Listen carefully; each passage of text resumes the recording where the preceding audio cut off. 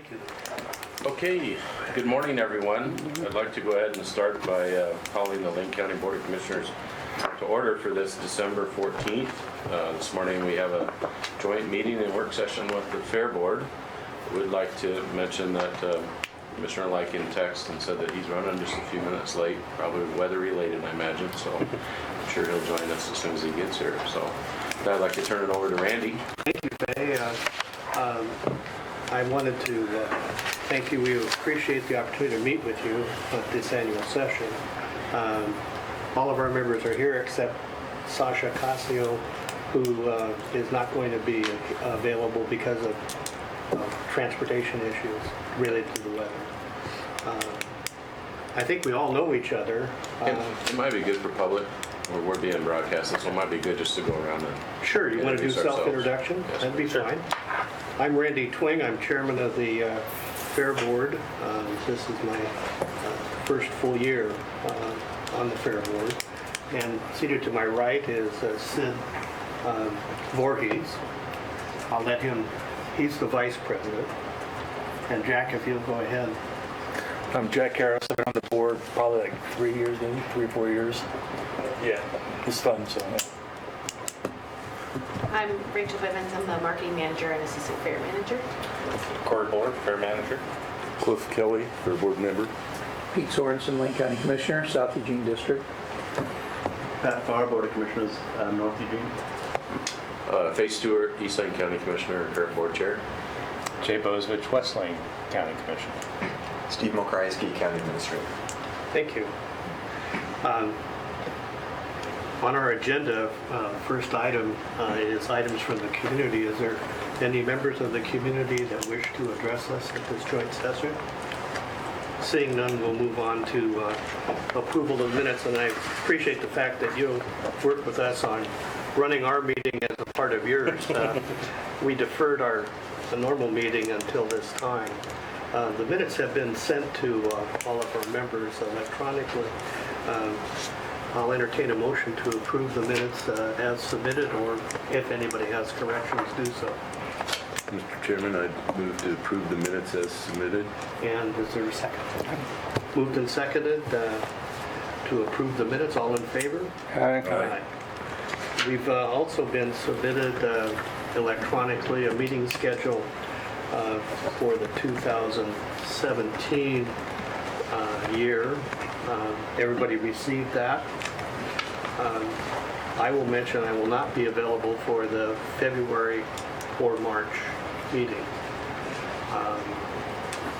because of other conflicts. Is there any other items on that that people wish to mention? Okay. Any questions? Okay. Good. The next item of business is a nomination for president and vice president of the Fair Board for the ensuing year. I'd like to table that matter until we conclude this meeting and discuss it as a part of our process for filling vacancies on the Fair Board this next year.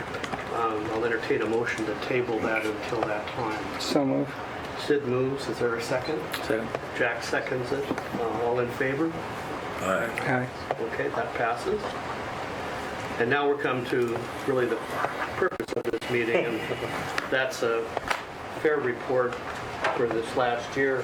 And I'll turn that matter. Welcome. Morning, Commissioner Lykin.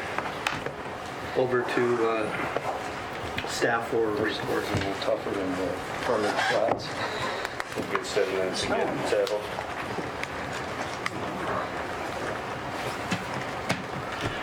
Well, again, thank you all for having this meeting with us. We really appreciate this meeting and this forum a little bit differently than what we did the last couple of years, and I think a better forum in discussing some of the other items that we have on here.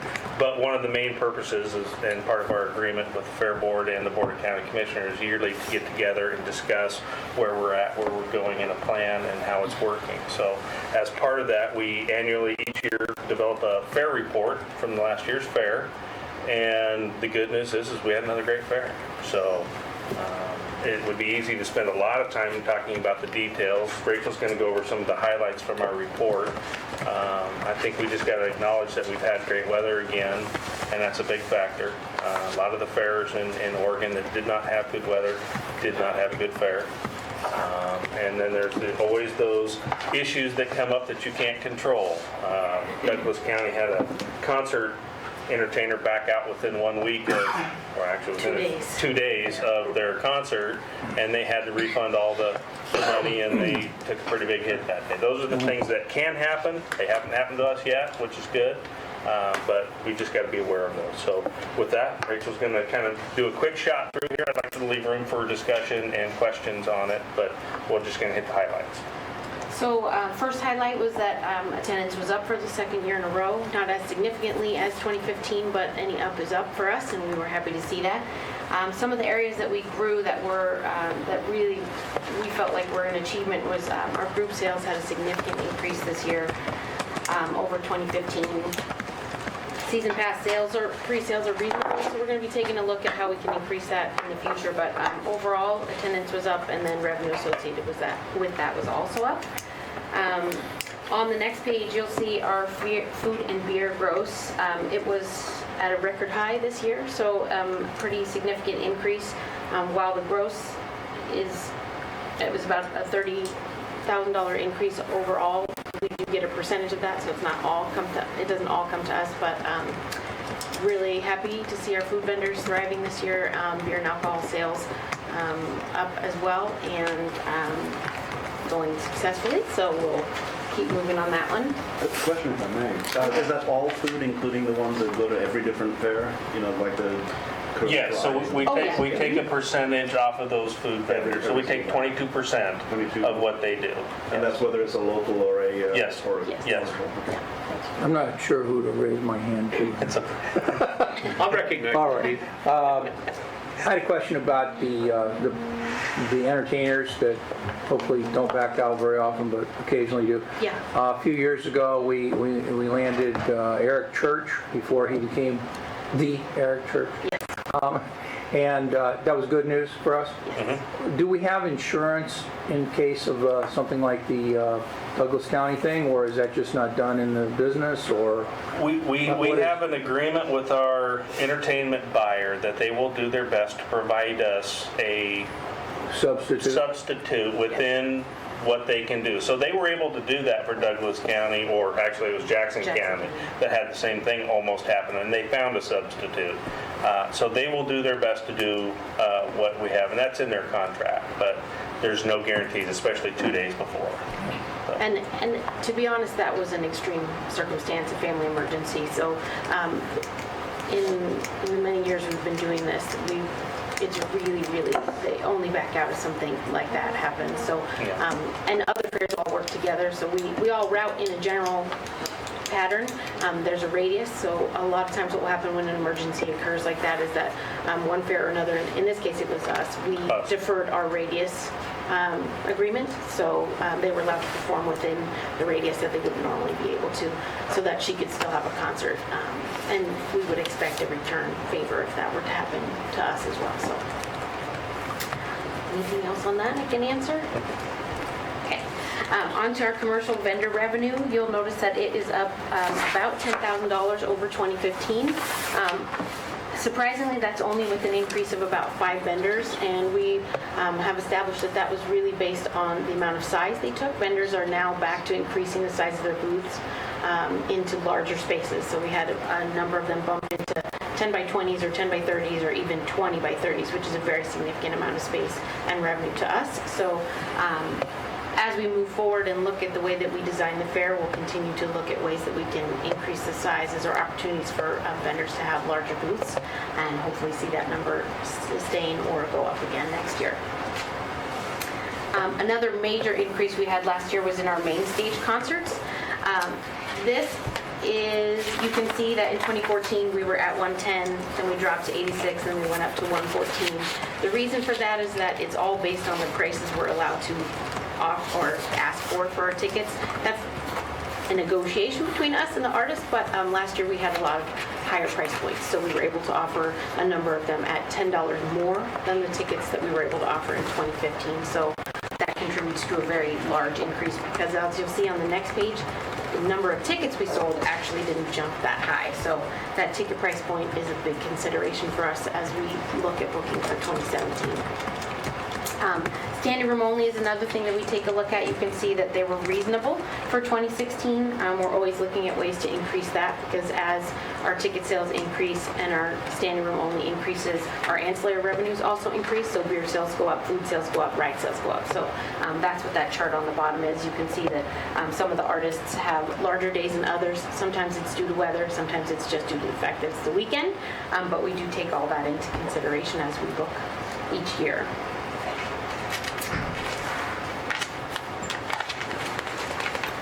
Can't get my page to turn, pardon me. But then there's some discussion about grounds entertainment. We had a lot of solid grounds entertainment last year. The idea behind the way that we book that is to get people to stay as long as possible. That increases the per caps the longer amount of time they're on the ground, so we'll continue to do that. Our senior social went very well. Thank you to those of you who were able to attend and join us. We've had some feedback from some of our vendors, so we're going to be looking at changing that one up just a little bit to sort of increase it, make it a little bit more lively for next year, but we'll kind of keep everybody posted as we move forward on that. Our community areas, we had the STEM Festival for the 3rd year in a row and Discovery Park for the 2nd year in a row. They were solid, but again, also always looking at ways that we can improve or change to make it more lively, more interesting, better attended, so we'll be doing that. And then our community stage, as ever, was as loud and crazy and wild with local artists, dance groups, taekwondo, karate, so good fun and fairly well attended.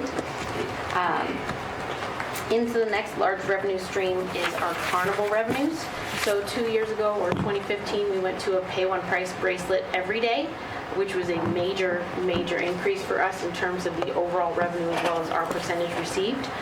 So we went with that this year, but added a point of sale, a brick and mortar point of sale. So in 2015, it was all online sales for the pre-sales. It jumped significantly. You can see from 23,000 to 149. So this year we added in the brick and mortar option, and we had another significant increase. But what we saw in the end was that the revenue percentage given to the fair wasn't as high as we would expect based on the model that came from that. So really happy to see those numbers jumping up, not super excited about the financial agreement. So we'll be taking a look at how we can adjust that moving forward to still provide our audience with the brick and mortar option of where they can buy tickets, but also make sure that the fair receives a better financial deal in the end.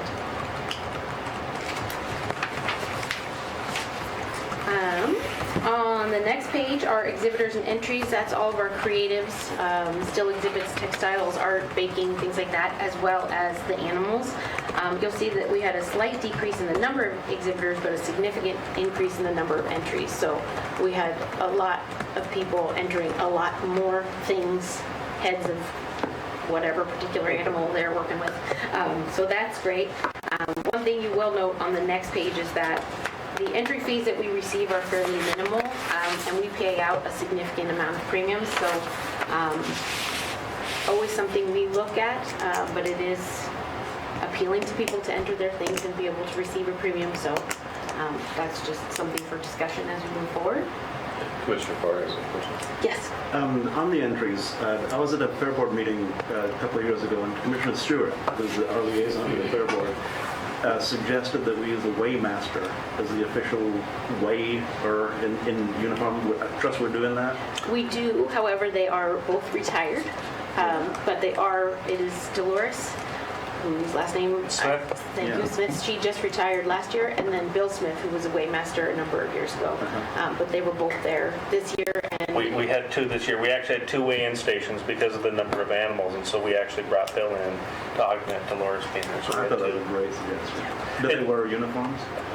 Dolores still wore her uniform. I don't remember if Bill had his uniform I don't still. think Bill does. But It's been a little while, but he Yeah. at least was able to. yeah. We should at least have an honorary uniform, I think. Because I thought that was a great idea that they presented to y'all, and you all. You know, it was a great idea, and we've got good reports back from that. So the various people down there feel like it adds a little bit of authority to the process, Yeah. and that they're an independent person that has no vested interest one way or the other. So they're very objective, and they can look at it.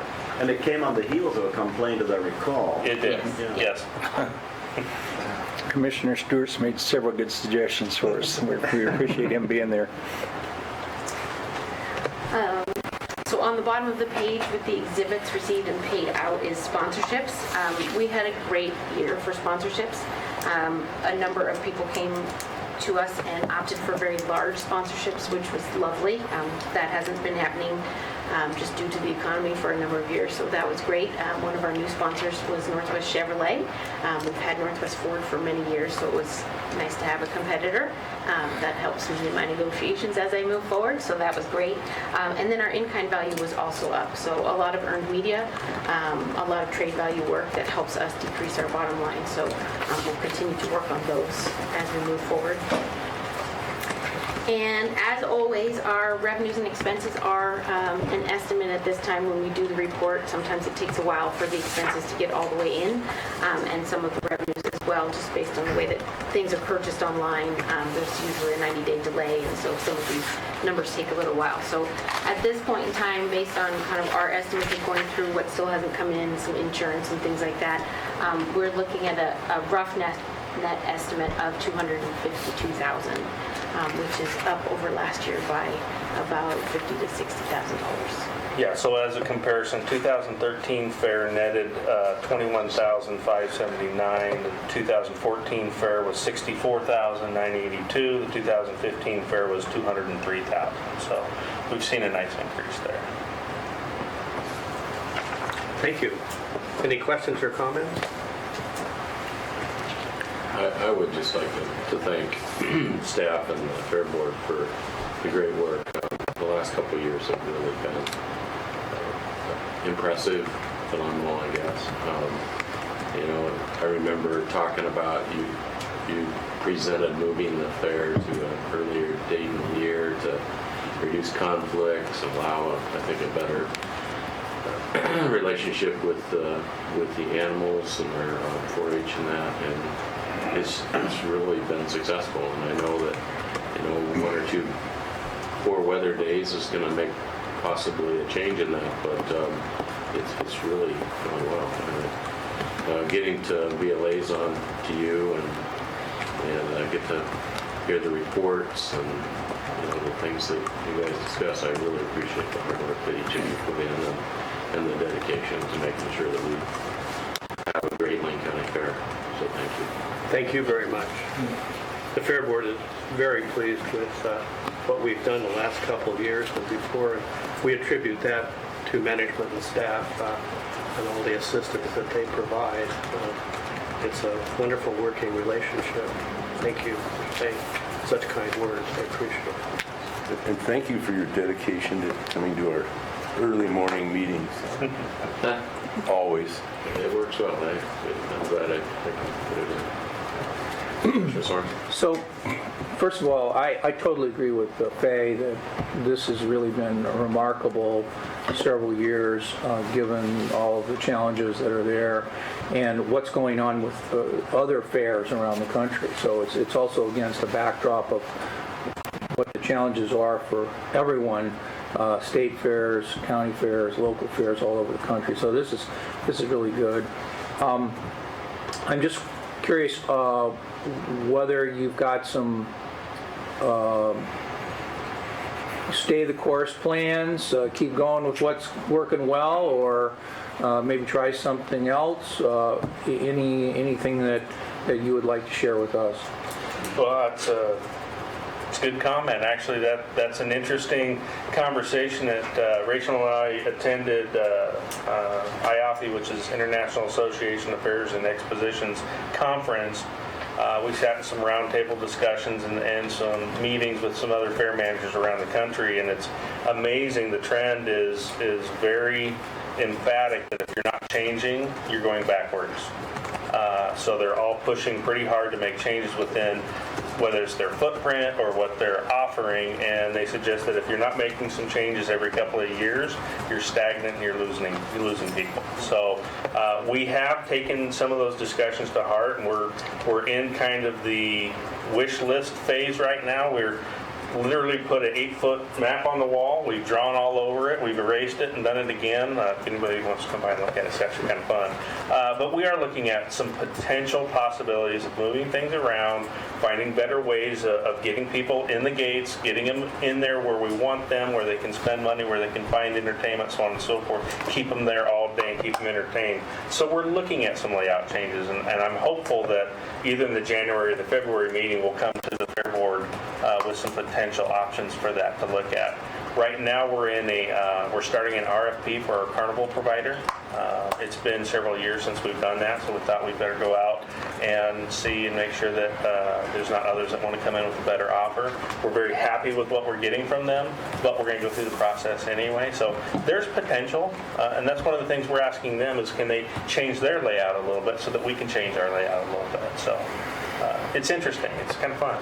And I should say this, I'm sorry, I missed it when I was going through the report, is we're always looking for ways to increase revenue streams and decrease expenses, obviously, as many people do. But one thing that happened last year is that the sheriff's posse came to the Fair Board and asked for the opportunity to take over all of the parking, make it paid, and use it as a fundraiser.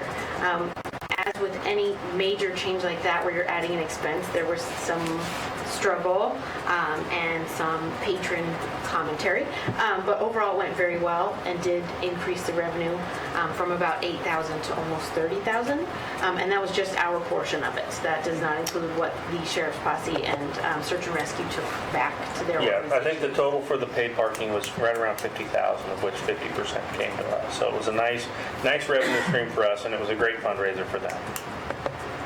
You must have been reading my mind because I was going to make that comment. The other piece that I appreciate about it is that the sheriff is involved. Yes. And some of his probably current and retired employees are present. And I just think it's great for the public to see them out there. It was a nice partnership. They brought more than what they were required to bring. They actually had people that were in there promoting the sheriff's department, which in uniform added value to us and people feeling safe and whatnot. So it was a great relationship we had with them. And anytime you can have somebody who brings something that looks like a tank, kids love that. Yeah. I mean, let's be honest. So that was a big hit. We got a lot of comments to get to see the sheriff actually on a horse. Yep. Yeah. The sheriff was out there in the parking lot on a horse. That was great to see. That was a hit for him too. Great. Commissioner Boswell. Yeah, I'll just echo everybody's compliments on this year's fair.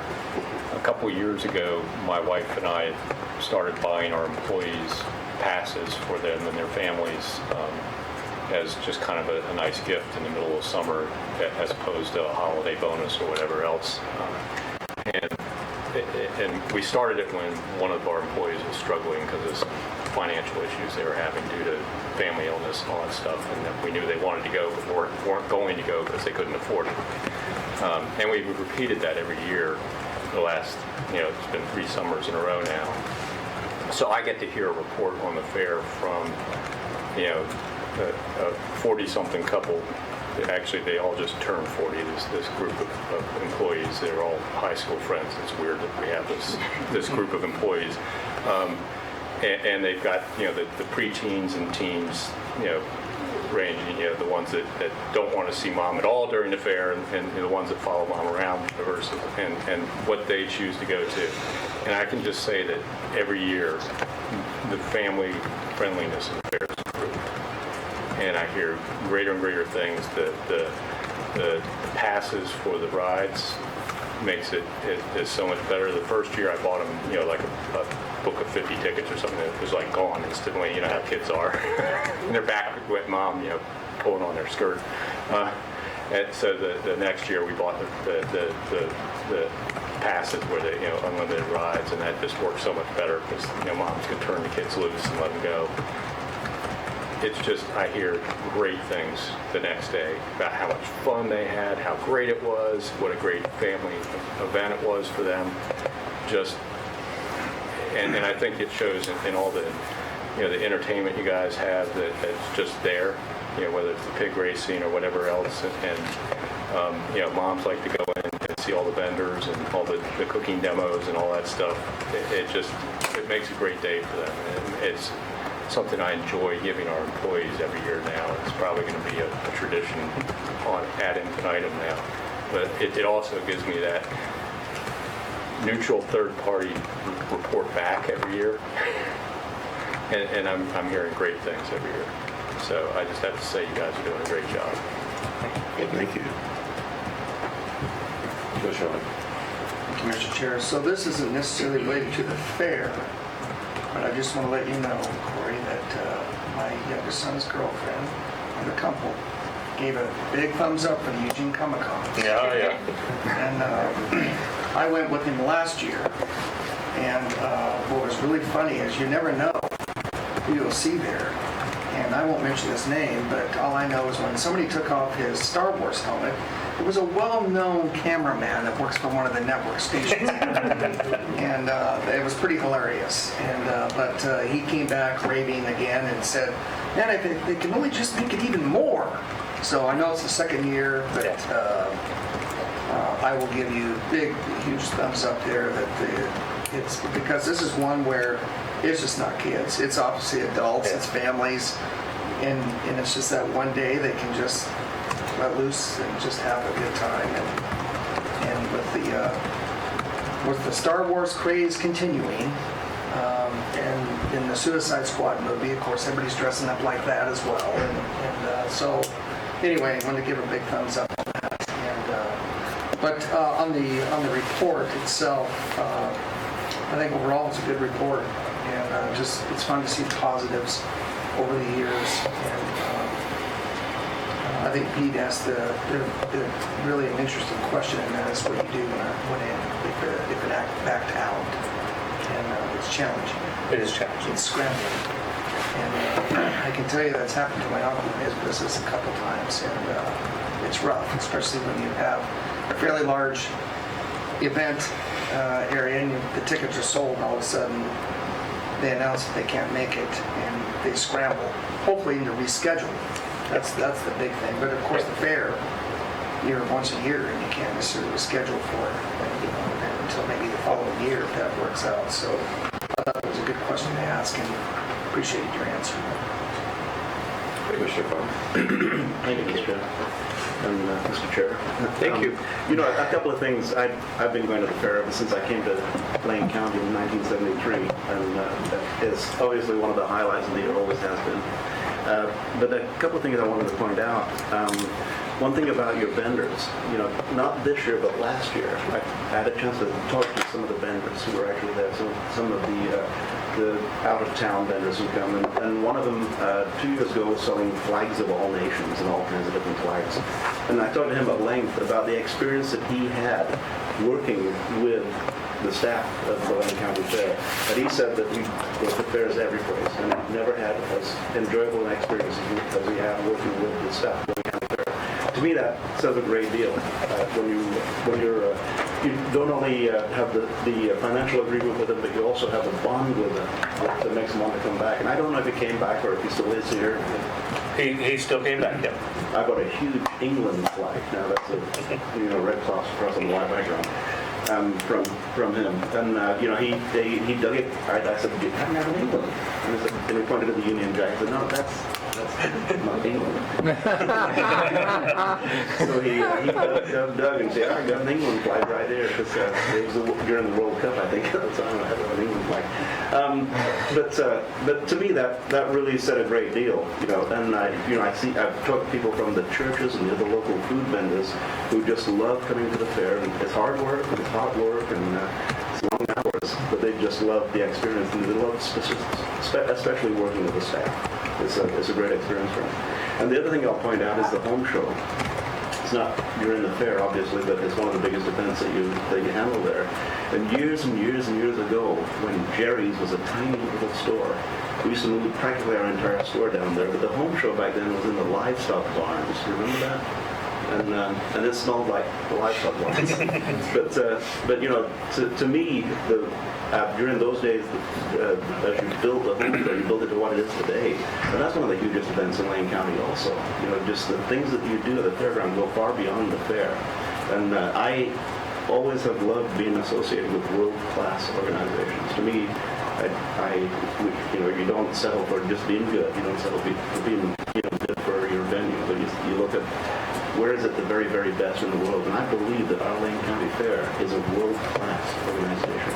And I think that you're doing things that if anybody came from any place in the world and saw this, they'd say, that is what a county fair should look like. And, I mean, it really, I go to several county fairs. Tillamook County Fair is also a big one for me, and that's a real county fair, too. This is a real county fair. This is a real deal. And it's what is in the hearts of people in the western United States. This is what a county fair should be like. So, thanks very much. I'm proud of you. I'm very, very proud. Thank you. Thank you. Commissioner Legge. So real quickly, your assessment, because in the report talk about the 4-H and the youth fair, your assessment on the 4-H and do you think that's going to continue to be a positive experience, positive, or what's your assessment right now? Yes, I think it's always a positive to have the youth involved at any level, and I think 4-H in itself is a great organization. I think they're still recovering from some of their past and some of the issues that they had. I don't know that their numbers are growing as much as they would like it yet, but that's maybe part of their planning and their programming for the future. We're going to continue to incorporate them into the fair because we believe it brings value at whatever level they are. But I'm not sure what their program is at right now. And I think some of the feedback that we're getting from our open vendors is that they're not going back into 4-H yet, but they may be waiting to see what's happening with 4-H and their organization. And maybe if they get a little bit more funding, they'll be able to expand on their programming. I appreciate that, and I really like 4-H. I mean, I was in 4-H when I was a kid, and I mentioned that here before, and it was a very positive experience for me. But I was in Douglas County, and I think what happens is that because Douglas County has such a presence in 4-H and FFA and so on and so forth, I think what you see is you'll see kids here involved in 4-H. They may end up going to the Douglas County Fair, part of that, because it is it's pretty significant. And I mean, it's really funny when I was at Roseburg High School, University of Roseburg football, you wear your Letterman's jacket, but we used to think it was just as cool to watch the kids, wearing their FFA jackets in school. I mean, it really was. It was kind of that. It was kind of crazy with that. But so that's why I asked that question. And I'm wondering if that's the case. If you're seeing kids in front of 4-H here, then you have to go to Douglas County. You're an hour away. It's not that big of a feat because they have such a major presence. Yeah, and I think we'll accommodate it as best we can. I mean, we want them there in whatever shape or form they'll come in. But at the end of the day, we can fill those barns with open class and animals, and we're going to fill the barns anyway. So it just depends on if they do start to do that, that's fine. We'll go ahead and fill them up. Yeah, very good. Thank you. One thing that the Fair Board has done and taken seriously is our effort to involve youth in the fair. And while 4-H and FFA numbers may be dwindling for a variety of reasons in Lane County, in our open show, we have a youth division which allows youth up to age 21 to enter the fair. And that's been a real plus. That area is actually growing and in participation, and it provides an opportunity for youth. Once 4-H cuts off at high school graduation, they still have an opportunity to exhibit in our fair. That's appreciated. I noticed that 4-H is putting more articles in the paper trying to build. They've had 2 or 3 requests for people to volunteer and people to come to meetings, and that's just been in the last 2 weeks. So they're trying to develop that more and more. Okay. Thank you. Thank you. Moving on, integral to the event center and the fair are the facilities that we operate. And there's been ongoing discussion among the fair board members how to assess those facilities, what to do with them, and staff has come up with the beginning of a process to review that. Yeah, so the good news is, even though there's been some negotiation back and forth with the contract and some language, it looks like the contract is getting signed this week. We've chosen Faithful and Gould, which is a very large organization that specializes in facility assessments. We went through a process to select them. They're anxious to get started, so hopefully as soon as that contract is done, we'll get a project timeline and get started. So I would anticipate either by the end of December or start of January that will get going, and we will probably see something back by about April or so. They feel they can come in pretty quickly and do this assessment with a pretty good sized group.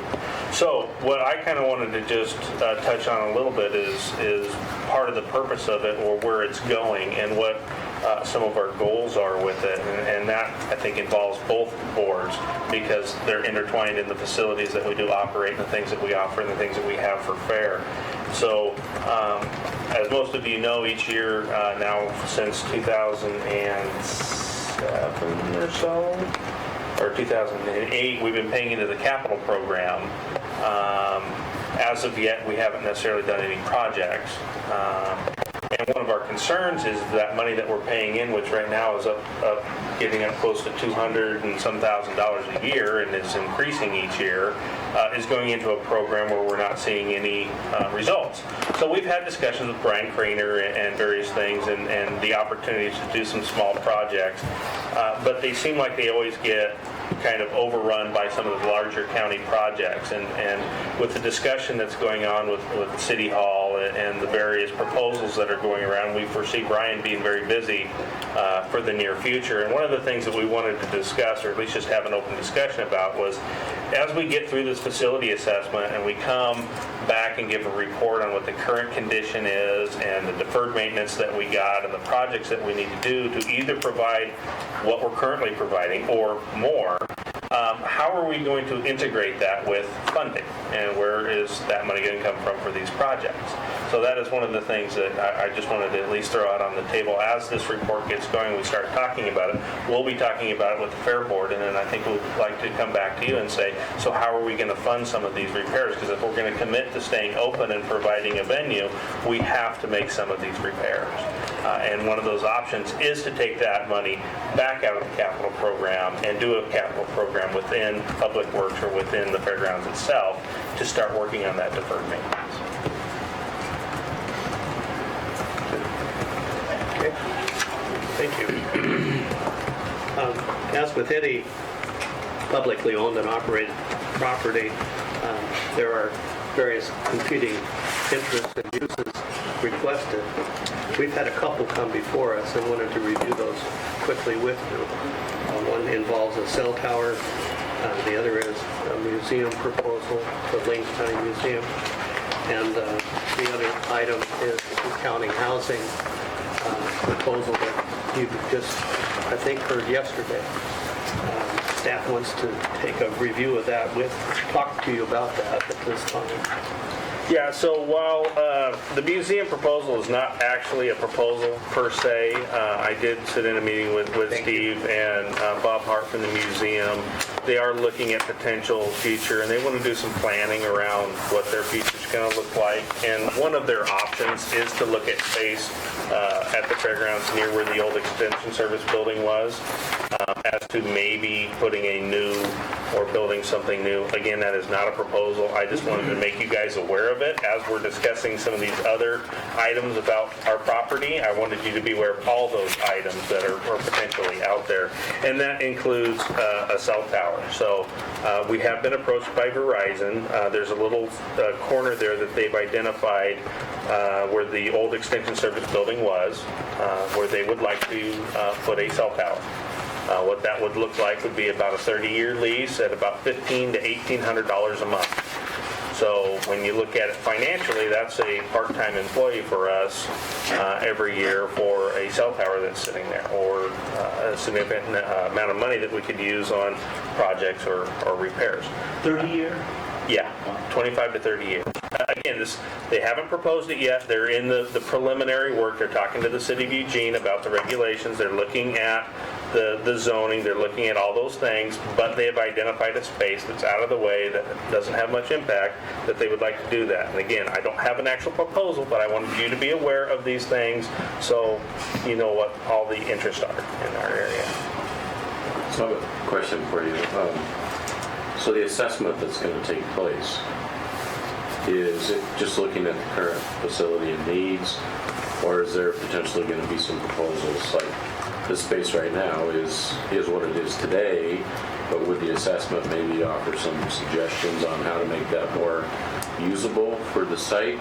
I think what we would like to do is take the assessment, which is the current condition and what it takes, and then put that into a plan and work on a plan. So whether you want to call it a master plan or whatever it is, we want to look at a 10 to 20 year plan, and some of that would include those items. It would include opportunities for improvement, for expansion, for replacing, and putting different things out there. Yeah, one of the things just to share with the board was that there's limited space for the fair. One of the conversations we had, I think, a couple meetings ago was the fact that, when the youth are showing their animals, they like to stay on site. The problem is that there's just not enough physical space. And I noticed the last couple of years when I would park, my parking pass is for this area, and I just threw out an idea that said, maybe instead of parking all the tow rigs for the carnival, that maybe we have a site out at Delta that could be used for short-term parking for a week, and this could be freed up for actual camping. So I think just being able to offer some ideas out there that might help make space, and I think it's neat that they've located a site there. But if you reprogram and repurpose that really kind of lays the groundwork that it's going to be limited to what you could do around that site to make it flow and work right. And that's kind of why I just want to make everybody aware of all these things, because there is a lot of stuff on the table that we can discuss as we start moving forward on this. But so I guess ultimately my question to you is that will the product that you're going to receive with this assessment be able to help make better informed decisions about saying, yeah, that looks like that would fit long-term 30 years, or I believe it's the groundwork for that discussion. I don't know that it in itself will give us that, because that's not necessarily part of the scope of what they're going to be doing. So they're not coming back with a plan for how to make improvements, although we're going to try to include that. So they have the experience. They've done that in other places, so we're going to try to get that. What we're going to ask them to do is come back with a proposal, or not necessarily a proposal, but a report of not just the current assessment, but what they believe to be the potential for some of these spaces. Yeah. That's what we're hoping for. Back on the proposed lease area for the cell phone tower, that's on the, obviously on the south side of 13th. Where along the block is it located? Close to Polk or closer to Jefferson? It's right in the middle, and I did bring the overhead map in case anybody wanted to know exactly where it is, but it'd be located right here in this section right here. So this is the Wheeler Pavilion, and this is 13th Avenue. So the area that they've located is kind of right in the middle. And Near Monroe. do they need the entire footprint that's shown on this? I believe that is the footprint that they're looking at, because they need to put a small fence around it and barricade it off so that people can't get in. And do you know the height of the proposed cell tower? Since this isn't actual proposal yet, I don't have those details. What I do know is they're looking at a either standard cell phone tower or potential monopine, which is similar to the one that's out at Waste Management, which is in the shape of a pine tree. Okay. And do we know if that is a commercially fair amount of money? We've compared it with what else is in town for cell tower leases, including the one at Waste Management, and that's within the range. Okay, thank you very much. As long as it's not higher than the first. Verizon, in fact, we are remodeling our church steeple right now. Verizon's going around different areas. We're in Springfield, and we've raised our steeple quite a bit, and they're about done with that project, but we're I think it's $1,700 a month on a term like that. So it's something that they're doing. The only thing that concerns me is we've really worked hard. I think the staff's done worked really hard, exceptionally hard, to become good neighbors. Because for years, the neighbors were after us about everything. And with this new county or housing proposal out there, you anticipate you're going to get some neighborhood pushback. And if you add a tower, you're going to add it again. And I just looking downstream a little bit, that I don't know. I think we'd have to take that into consideration. And my hunch is there will be pushback on a tower out there. There has happened in other places in the city already. But my heads up is let's just continue with a good neighbor program that has really helped us grow out there a lot. All right. Anything further on agenda item number 8? When I have actual either proposals or more information, I'll bring those things forward. Moving on to number 9, the county housing discussion. Yeah, so I appreciate Steve, having Steve Manella and those put that presentation together yesterday. I know we were spread out all over the place. I think we had a couple people watch it online, as well as we had Cliff and Jack show up to the meeting to listen to it. So thank you for that. That answered, I think, a lot of some of the original questions, and I think what we were running into as a group, either in staff or the Fair Board, was some of the original discussion was centered around putting temporary housing or tents or a rest stop.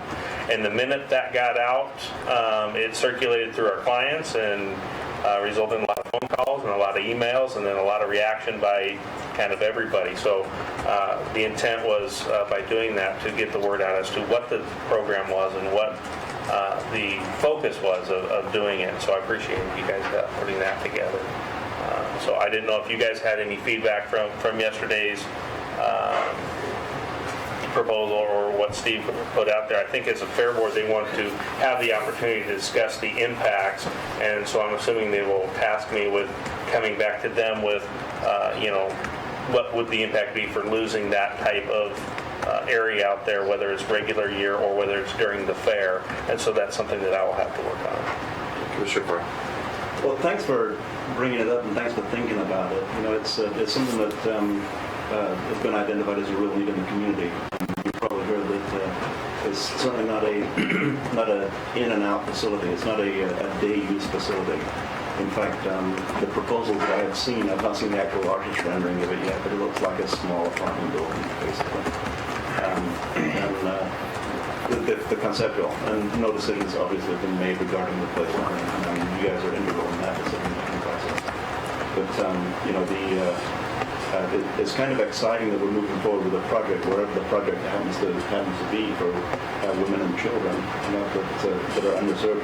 And you read the articles in the Register just recently about kids who are homeless, who are trying to go to school, trying to get through and get a diploma and get a good education. This is a part of it. That's the only. It's a part of a big push that's coming from the Poverty and Homelessness Board through the Human Services Commission that to add 600 supportive housing units. And the presentation yesterday talked about the difference between the day use area, the difference between the Portland model and a model that would be incorporated here in Lane County.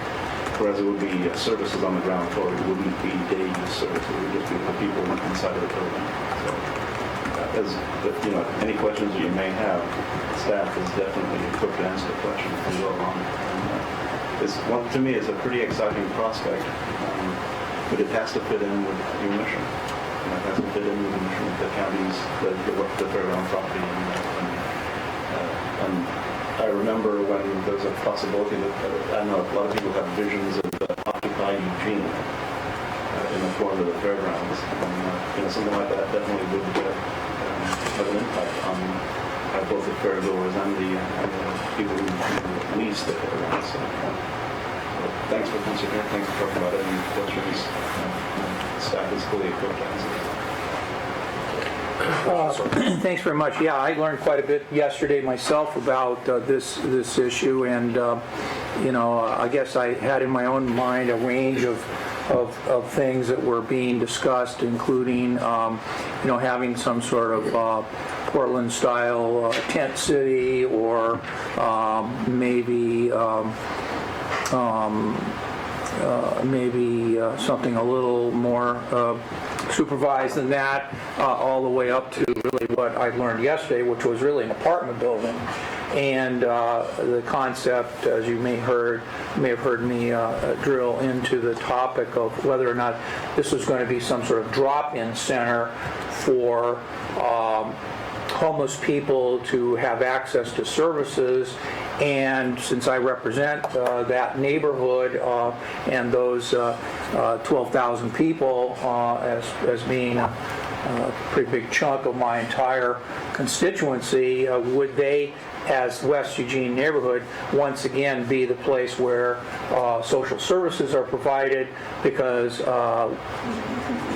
West downtown neighborhood close in West Eugene is where a lot of these social services are already located. So there's a lot of concern about whether or not this is going to be some sort of drop-in center, and you may have heard my questions about, well, okay, is this about services for the people in the building, or is this for services out? And I think you heard Mr. Manella say that one of their concerns on the housing side of the equation would be that it would be primarily and maybe even exclusively, on the housing part.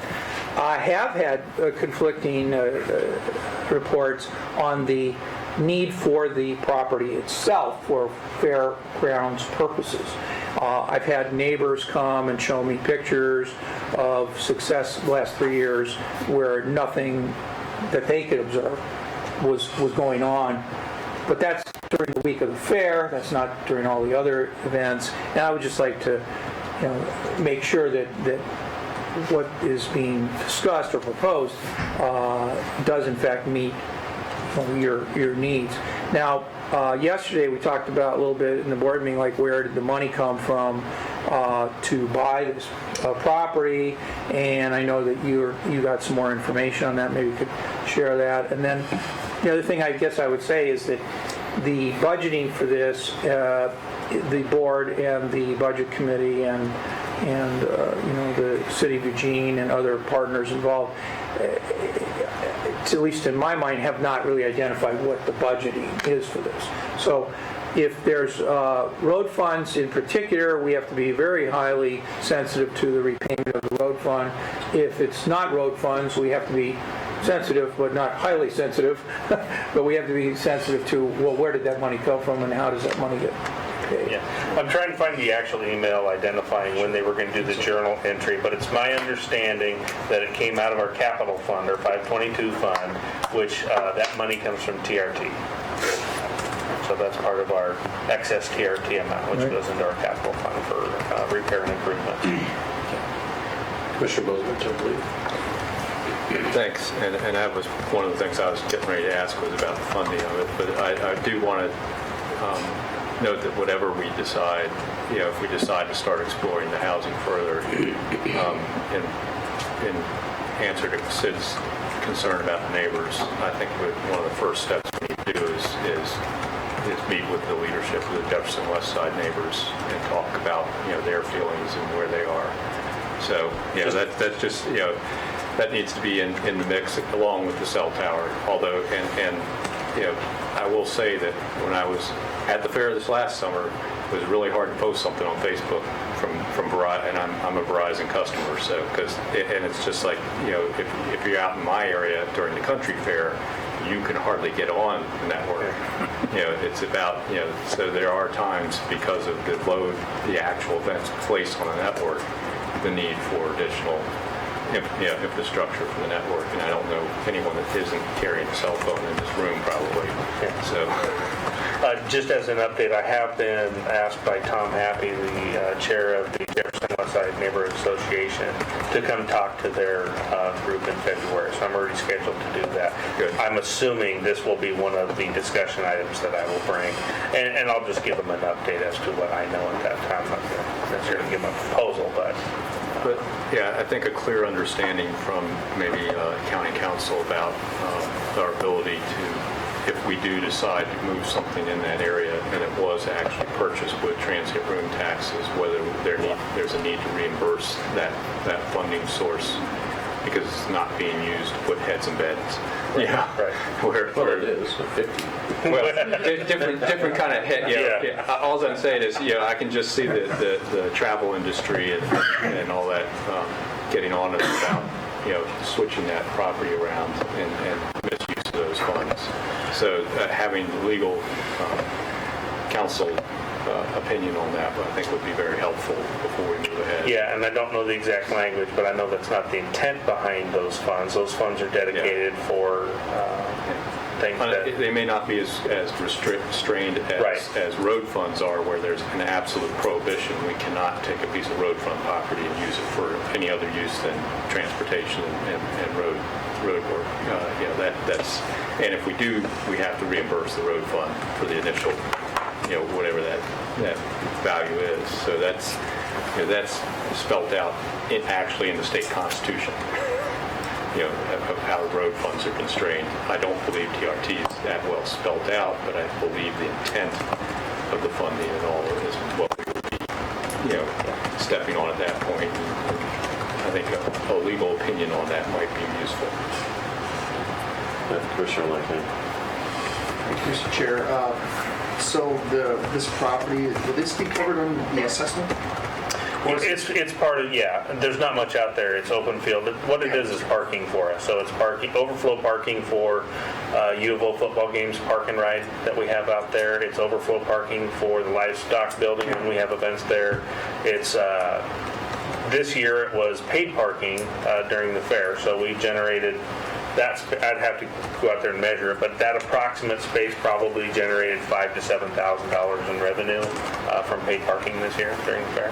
And could you, again, I think you already covered this, but again, the date when you expect the work on the assessment to begin? I think we're looking now with the holidays coming up. If the contract gets done right away, I'd guess we're early January we're going to get started on that. And that will be the entire grounds, buildings, parking lots, the whole deal. And that'll take how long? Approximately 2 to 3 months is, I believe, what they're expecting. Because I think with this, with a little time, and so it'd be interesting to see what the assessment from an outside group would take when you look at the entire property. I think our master plan would address that, though. It would. I mean, we don't have... It's almost like we needed this base layer before we could even start talking about the master plan, because it's easy to go on a piece of paper and say, hey, I'd love to do this, but not knowing how we're going to do it, where we're going to go, what's the benefit of it, where should our dollars be going to get the most return on the investment, those are the things we almost need first before we can start talking about the plan. And so that's why we're starting. And I bring that up, I mean, Lane County is the 4th largest county in the state. I think what we do here in the fairgrounds is outstanding. It's landlocked. And so I think we just need to be careful with the property that's there.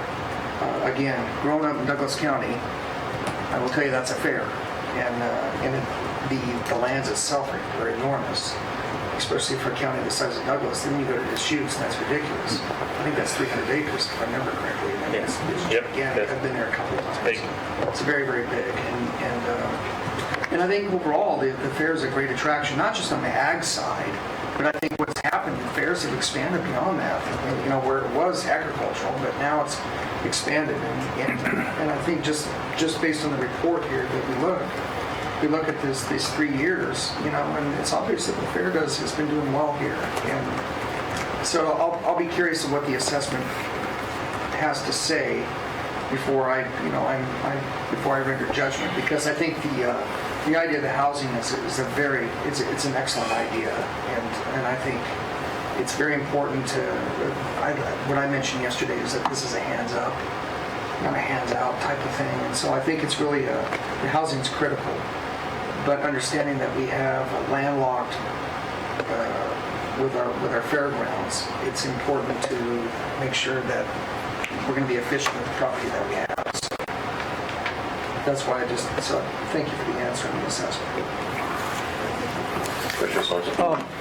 Could you talk a little bit about maybe the very long term? We've had over the years proposals to sell the fairgrounds and move the fairgrounds to another part of the county. That issue seems to be rather dormant, if not dead, in the current decade.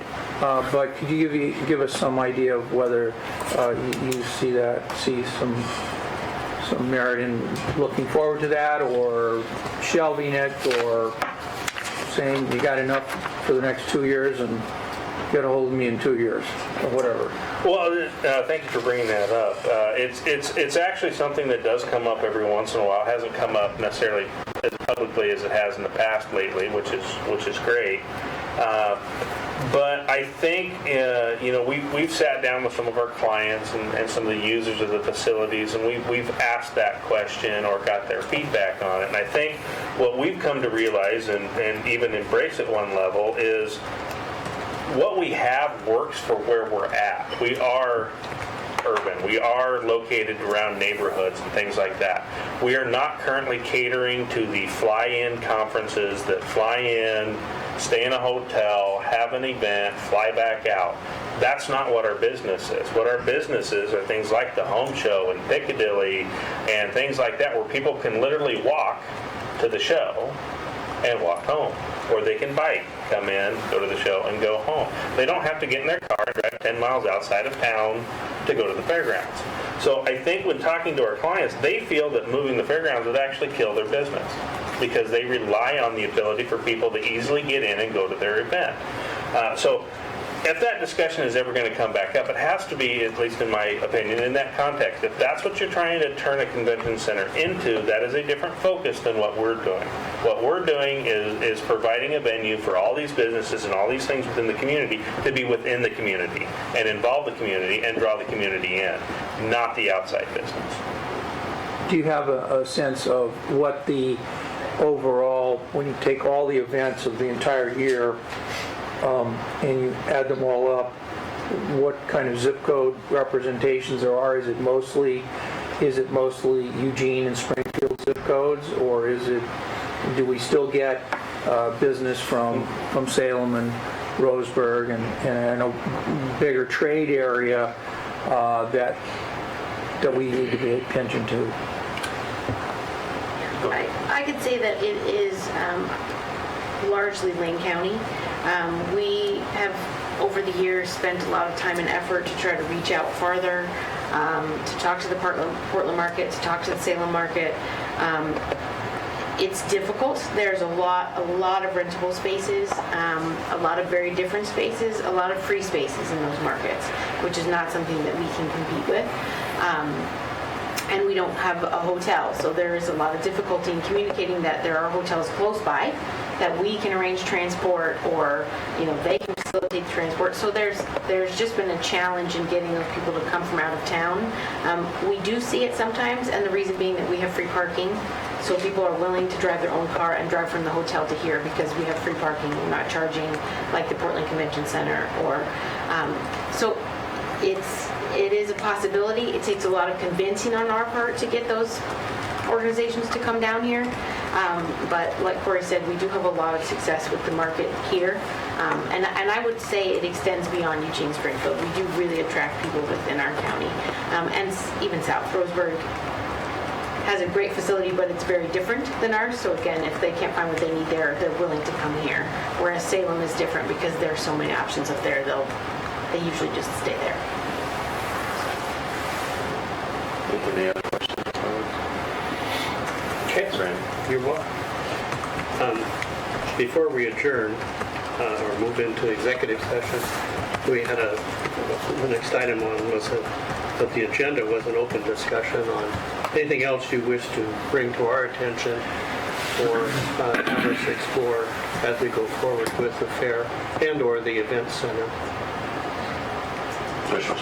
Just for me, I would just appreciate it if either Corey or you, Mr. Twain, could send an email to us on the topics that have been raised. Like if you learn more about the long term over the course of the next year before our next meeting, oh, by the way, we decided to sell the fairgrounds, and we forgot to tell the Register Guard and the Lane County Board of Commissioners. I mean, that's an extreme example, but just with the update on the cell phone tower, on the need for the land on the corner, this land.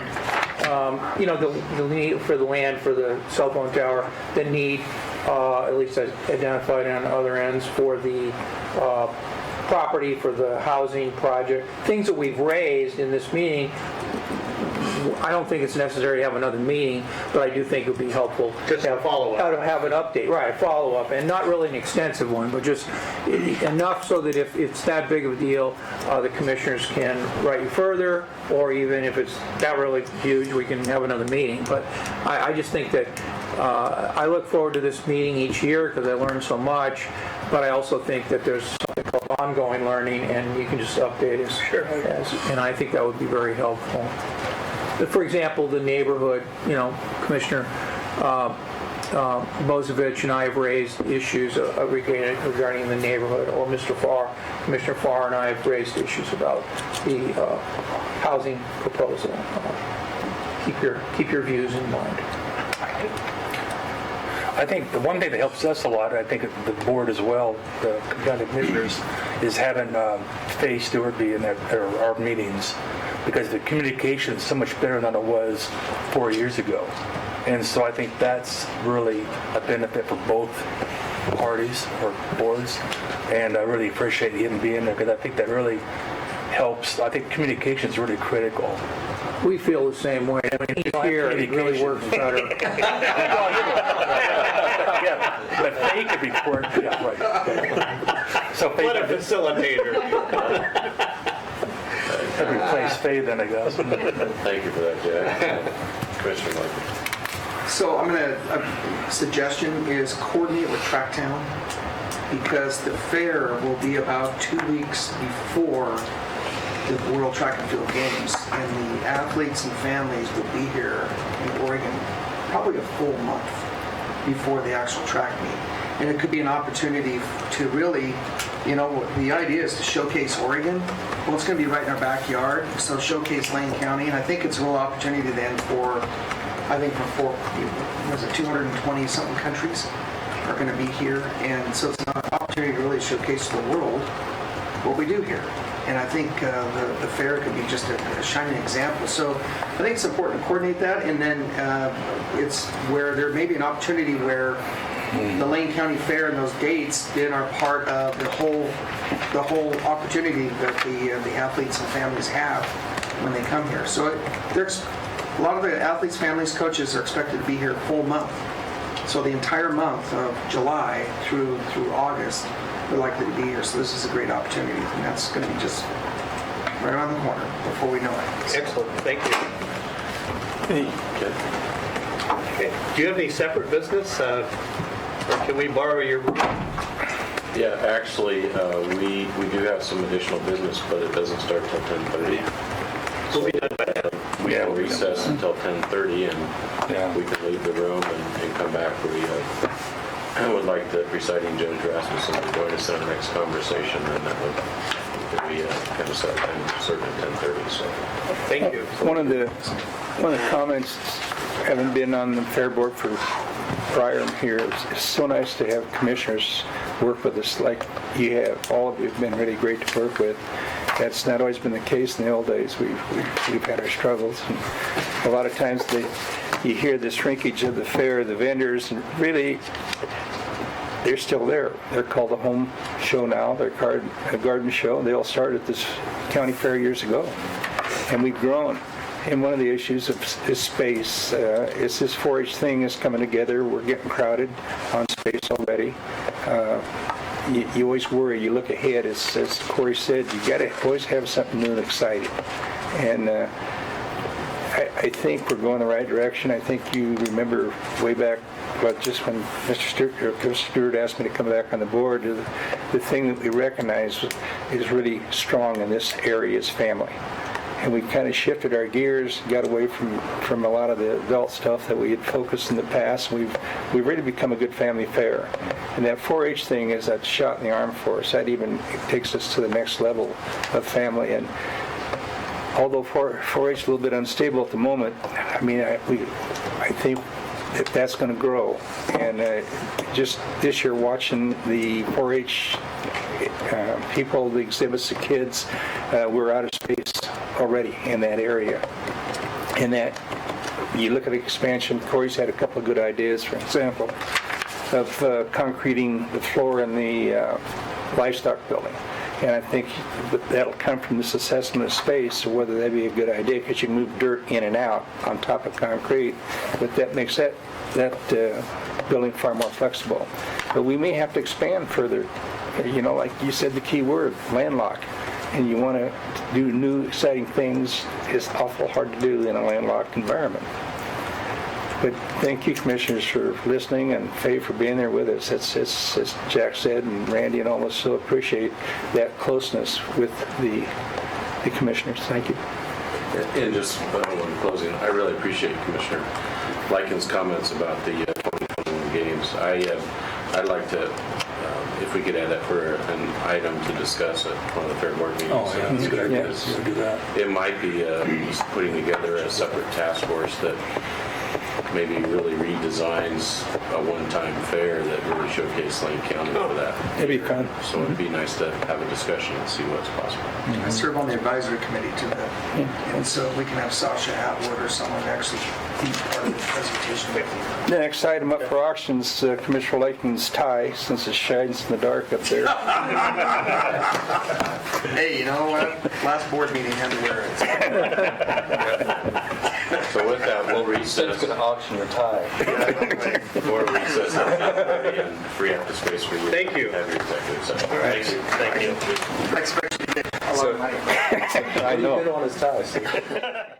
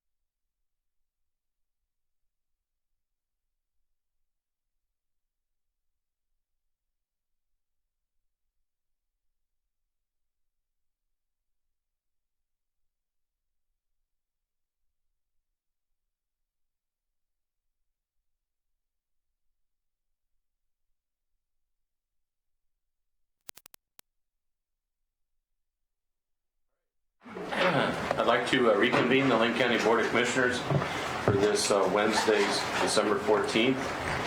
We concluded our work session with the Fair Board this morning, and we are going to move into a discussion in regards to the coordinated downtown development.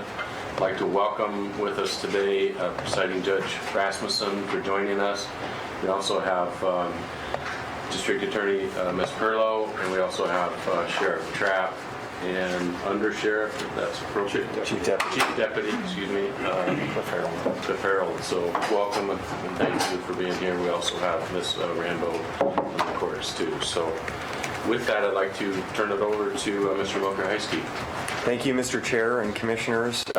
Before we get started here, and I wanted to just take a moment to reflect on the past, what feels like 9 months of work, and really just acknowledge the Commissioners and our staff for the great work that has happened over the last several months.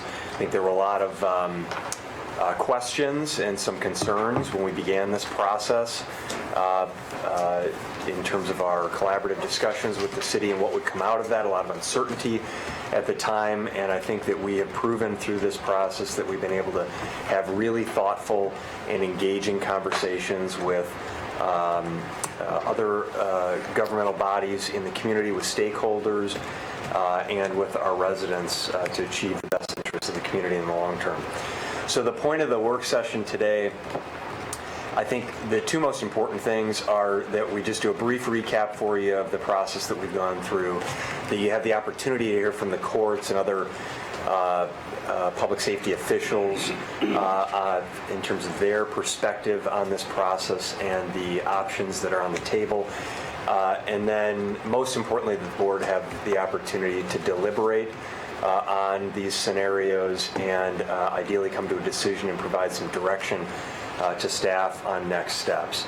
So as we get started here, I wanted to we'll have a couple slides that we'll fly through, and wanted to start with the values that we established, the values that the board established at the beginning of this process to guide our work earlier this year. That we would have 4 values: accountability, collaboration, transparency, and stewardship. And accountability gets at ensuring that we have a process that meets the scope, schedule, and cost, and that we take responsibility for the process and the actions that we pursue, that we have a transparent and open and public process that emphasizes public outreach and engagement, that we collaborate with other key stakeholders in the community on the issues at hand, that we leverage shared interests, and we focus on the common good of the community in the long term. And finally, that we add value for the community, that we leverage efficient use of public spaces, enhanced access, and responsible management of taxpayer resources. So those are the values that the board established that have guided our work to date and will continue to guide our work on this project. And I'll walk through just briefly kind of the highlights of the timeline over the past year. In February of this year, the county successfully secured funding for $1.4 million in state funding from the legislature. That has aided us in pursuing planning and design funding for the new courthouse. May 24th, if you recall, the board had a work session where you heard the findings from the courthouse facility needs assessment. If you recall, over the last couple years, there have been discussions about location and the concept of swaps, land swaps that could occur. And what we have consistently said is that we need to identify what our needs are for a courthouse before we identify what the location should be. So we've always said, let's pursue this needs assessment and make sure that we know what we're talking about and what our needs are for the courthouse before we get into discussions about where a courthouse should be.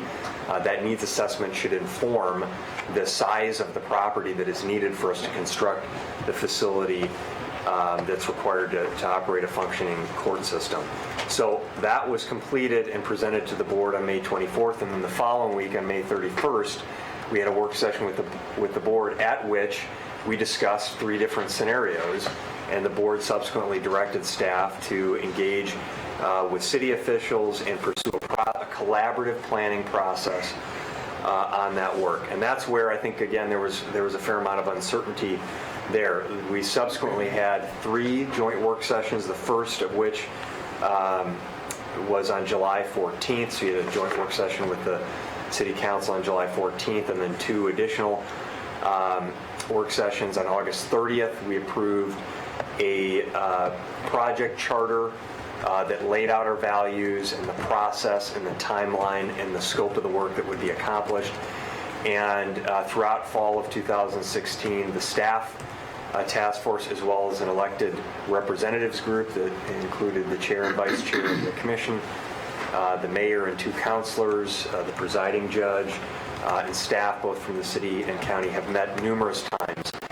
And I'll just pause to take a moment and, in addition to thanking the board for your leadership and the way in which you have conducted this process, along with the presiding judge and the city officials for the city council for their collaboration and partnership, I really want to recognize our staff who've done a phenomenal job. Liz Rambo from the courts, Greg Rickoff, and Devin Ashbridge. But I would say probably no one has put in as much time as Brian Craner has on this issue, and his skill, experience, and strategic thinking have really aided us in moving forward with this process.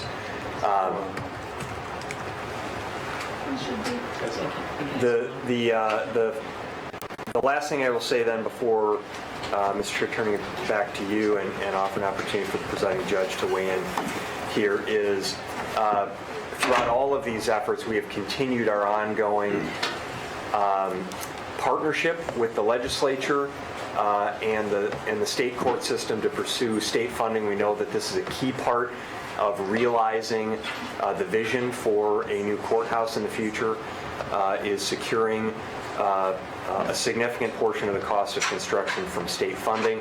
And so we have continued that along with the great work of Alex Kyler, our intergovernmental relations manager, who aided us in securing $1.4 million in planning funding. That partnership with the state has been and will continue to be critical, and we will need to make sure that we continue to identify and communicate with our state partners around what our plans are here.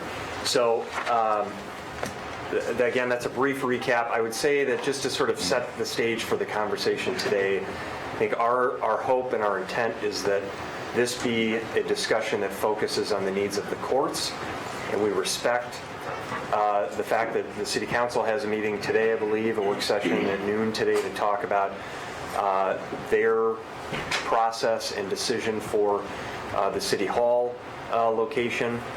And so we want to respect that process and not presume what their decision may be, because they have a number of options and scenarios on the table for consideration there. That is largely outside of our control. What is within our control and within our purview is the discussion around the needs for the courthouse and the appropriate location for the court, and as well as the farmers market that has been a priority for this board. So I'll turn it over back to you, Mr. Chair, for the continuing discussion. Okay. So, Mr. Craner, did you have anything you also wanted to? Yeah, I did. It was a great introduction. The recognition of the work to date was appreciated, and then just the growing relationship we have on the staff level with our city partners. I'm confident moving forward with whatever scenario we pursue that we have a strong foundation to collaborate.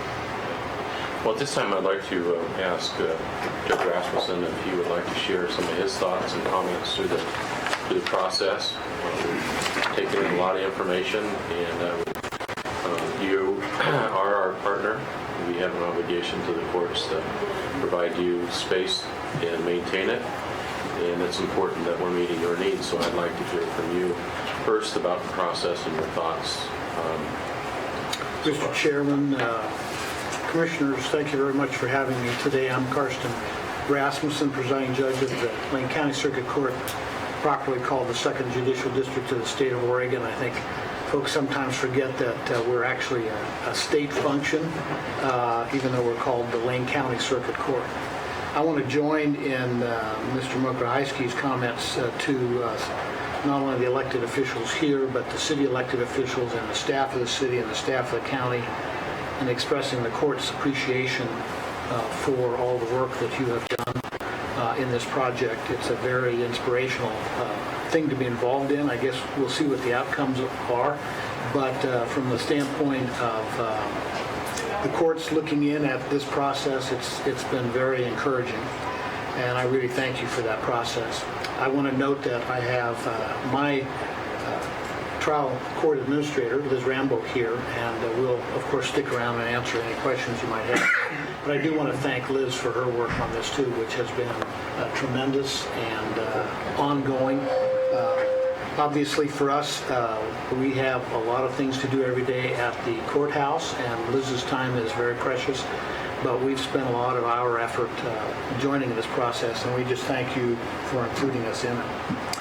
I also want to thank the county for its ongoing support for the courthouse project, recognizing the need for a new courthouse, a need that has been discussed elsewhere and at some length. But I want to just touch on and reiterate today how important that need really is for us going forward and for the community going forward. We've had other iterations of these conversations over the years, and several years ago, a little bit of ice was broken informally between the court and the city that I'd like to think started us along at least part of this path, and I'm just very pleased to be here today and very pleased to have been a part of that process. I want to talk about two things generally, I think, before I talk about maybe the specific scenarios and the court's reactions to those. We've set forth some standards. These are pretty much universal standards for what a courthouse needs to be, and by that I don't mean whether it's a steel facade or a stone facade, but rather what needs it actually needs to fulfill. Obviously, these are pretty straightforward, I think, but I think they're worth reiterating.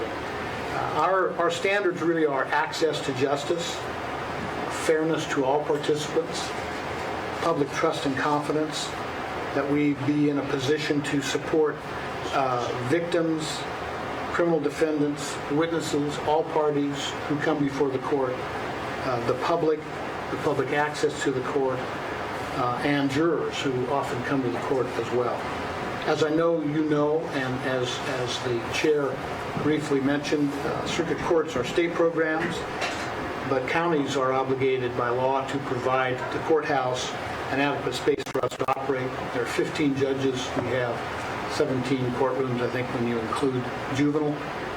And it's a massive operation that we endeavor every day to do our job well, and we endeavor to do it quietly. And we need a building that facilitates the services that we provide and the delivery of justice in our community. And I think the other standard that perhaps we don't always talk about is the opportunity that a new structure provides us to have different conversations about justice services. And the easiest example of that really is the interaction between different stakeholders in the criminal justice system, whether that's treatment providers, home probation, public defender services being housed in a location where they can talk to their clients easily while in the courthouse, to name just a couple. I think those are opportunities here that the standards maybe don't entirely capture. The functions of the circuit court are such that we're a little bit rigid about certain things. For example, we don't have 2-hour delays in starting times. The consequences of that for us are tremendous. Problems with warrants, problems with people showing up when they're supposed to show up. We try to be kind about those things, but our inflexibility is probably best displayed in that regard by the fact that in the 17 and a half years I've been a judge, we have actually only closed twice. I know that because my predecessor as presiding judge likes to call and remind me that in her 10 years, we never closed. It's only been in my time that we actually closed, a point of some pride to her. I like to point out that those two events were kind of dramatic events, but the point is, we have some inflexibility here. We need to be open. We need to be consistent in the fulfillment of our obligations while being efficient and respectful in our treatment of all court participants. access to a fair, equal, and accessible court system is, of course, paramount for us.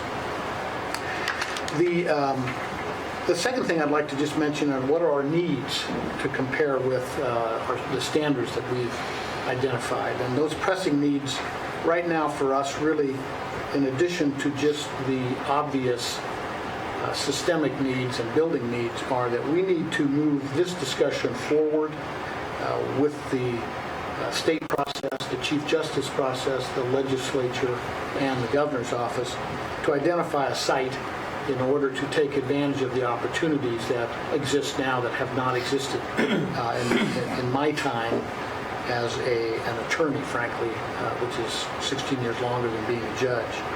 As you know, the state has agreed to partially fund replacement of county courthouses. This is an opportunity we have not had before and are unlikely to have again. The Capital Construction Improvement Fund was established in 2013. And it allows for a process of financing related to replacing courthouses. Because of the ongoing positive relationship between the Lane County Circuit Court and the county, we are much farther ahead than many counties who would like to get in line in that process. We are farther ahead, frankly, than anyone except the folks who are really already breaking ground or have built. We are on the short list of 4, as you well know. We have been approved for a $1.4 million match in this program to plan and design a new courthouse. And we are in a very strong position to go forward in our participation in that process. That is a pressing need for us because it is not clear how much longer that program will exist.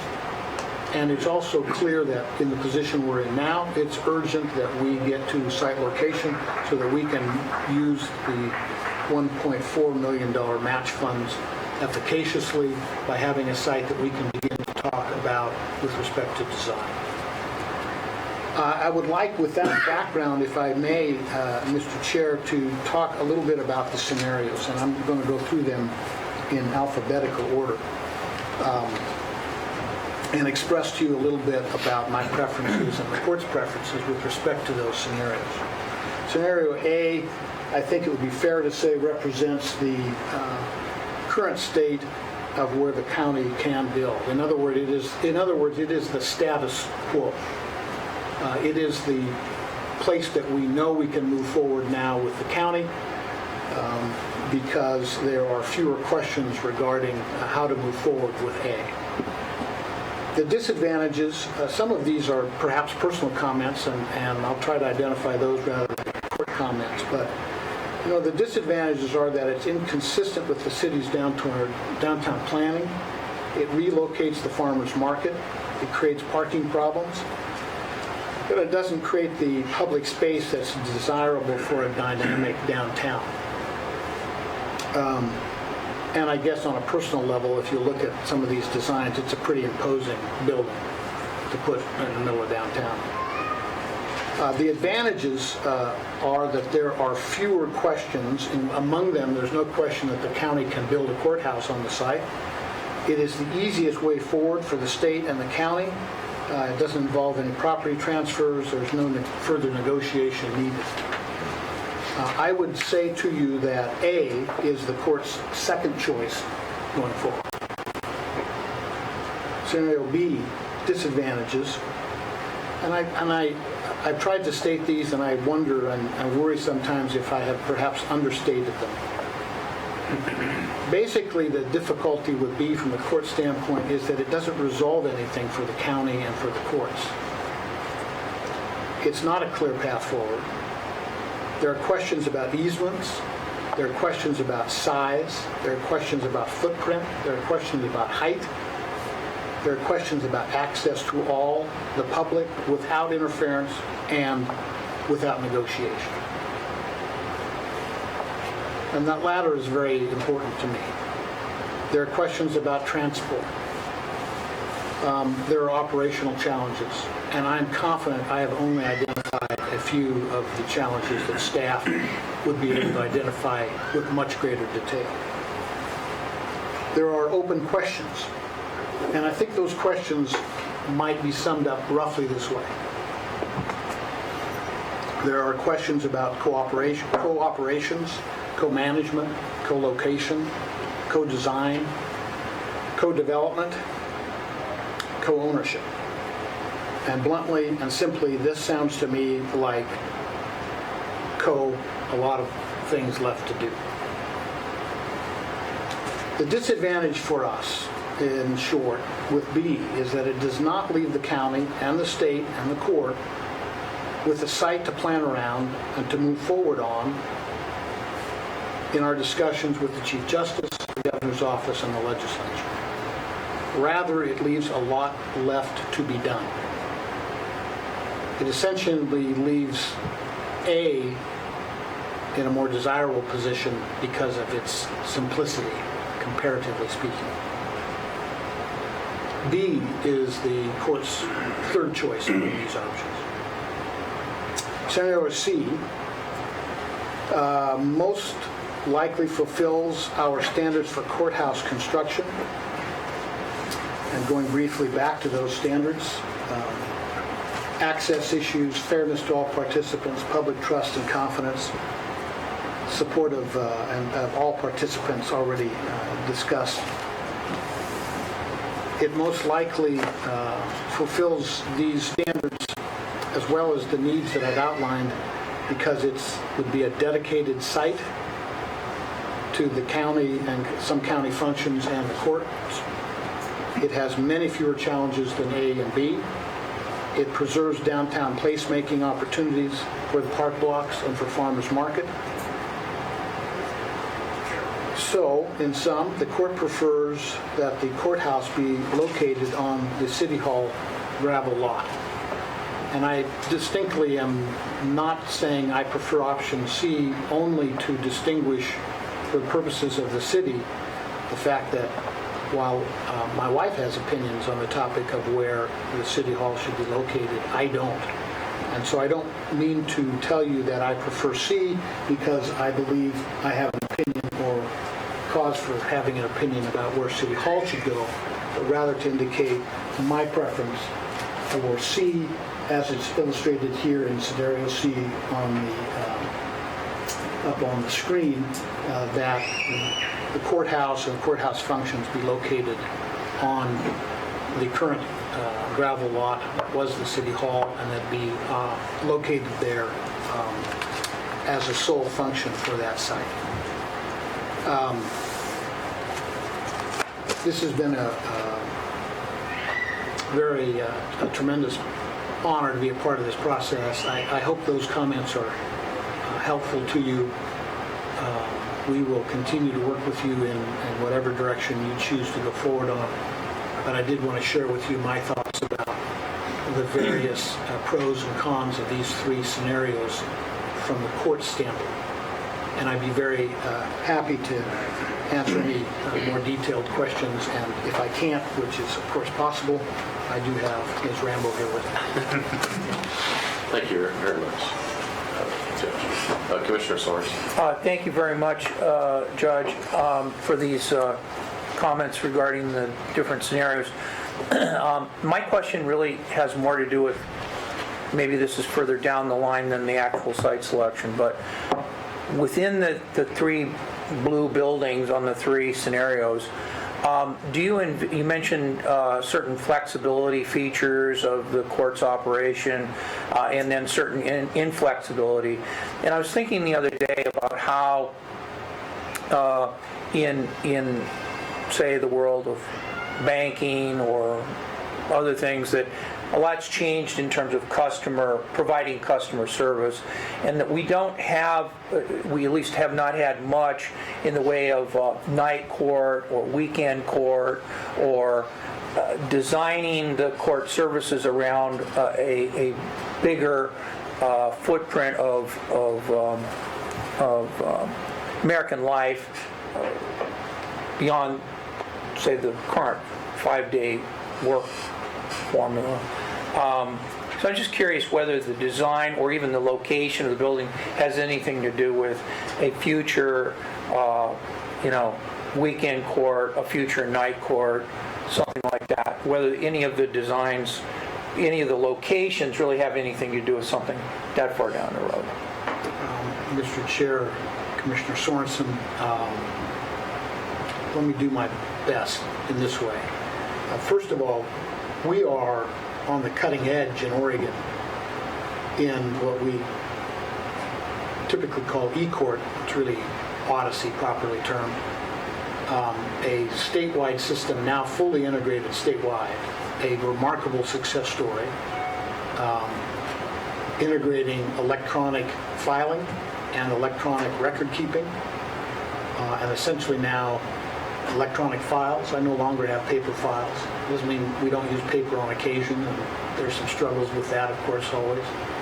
But Oregon is very much on the cutting edge of that discussion, and so we're moving now towards e-filing, and we're moving now towards folks who represent themselves having access to that as well. Those things are changing the traffic in our building, and those things are changing access to the courthouse and to the criminal and the civil justice system. Those are mostly building design questions, ultimately, less so access questions with respect to the physical location of the courthouse. So I would say mostly those concerns probably don't implicate this stage and more likely to implicate the design stage.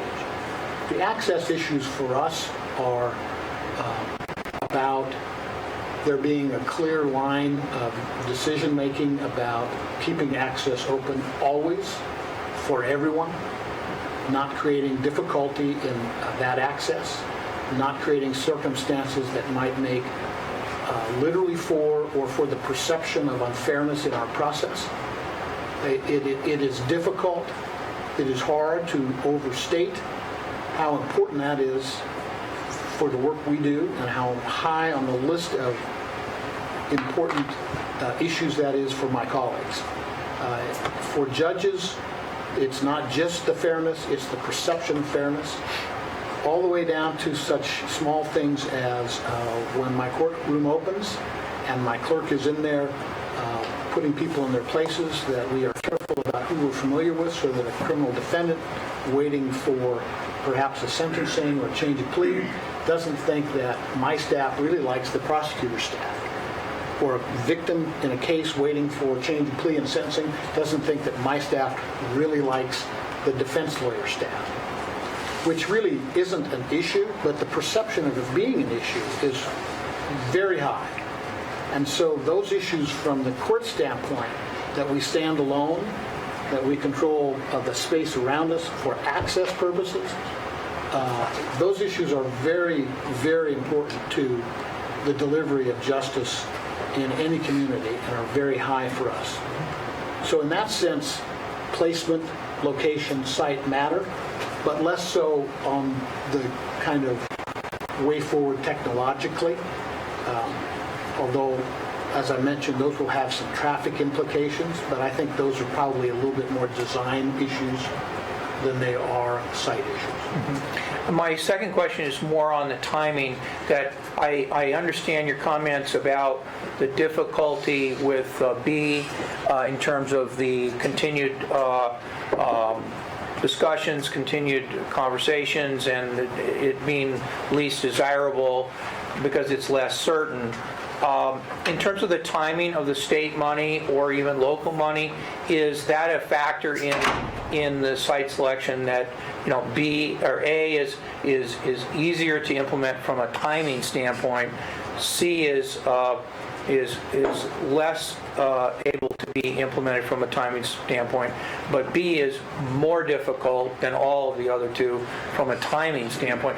Is there timing associated with the state money in your view, and therefore does timing figure into our recommendation and decision? Sure, Commissioner Sorensen, I would say first of all that I think, dependent of course upon how the city wishes to proceed and being respectful not only of their process but their right to make some of these decisions themselves, and being thankful again for the cooperation that's ongoing. I respectfully would say I think there's a clear lot in C, and so that might actually be the easiest way forward for the county, setting aside a whole host of issues that aren't the counties, they're the cities. So I would say that's probably the easiest, just viewing it in a more narrow prism.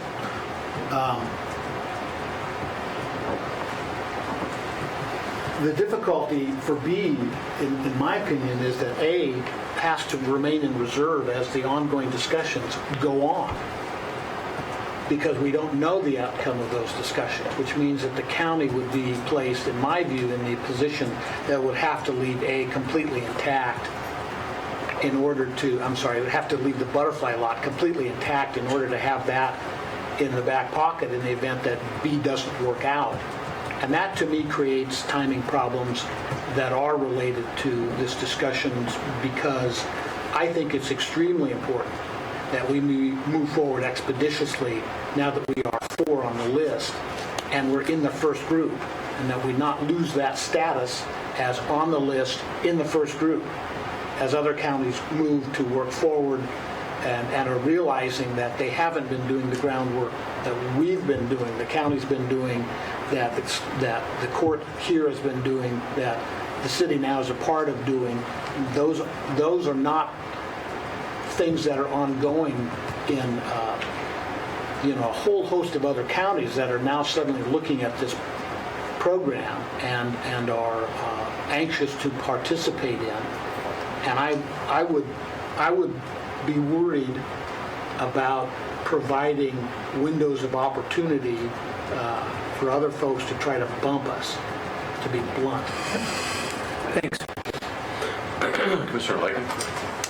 Thank you, Mr. Chair. So, Judge, I appreciate your thoughts on this, and we've gone over this before in just the conversations, not only in public, but I think just getting your private thoughts as well as what is the most efficient for the courts. I think that's very important.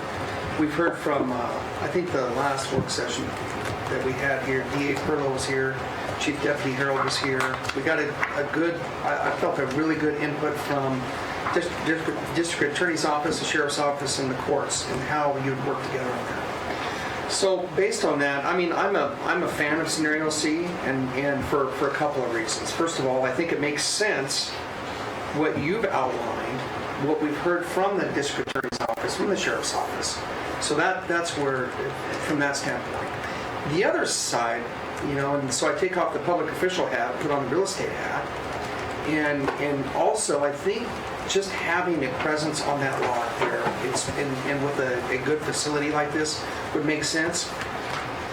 The question I have then for maybe Brian and Steve, and this is something the board really hasn't discussed, at least that I'm aware of, is that if the board decides that Scenario C is the way we want to go, and that's even if the city decides that they want to go to EVA, I still say we pursue that lot if that's something we want to look at.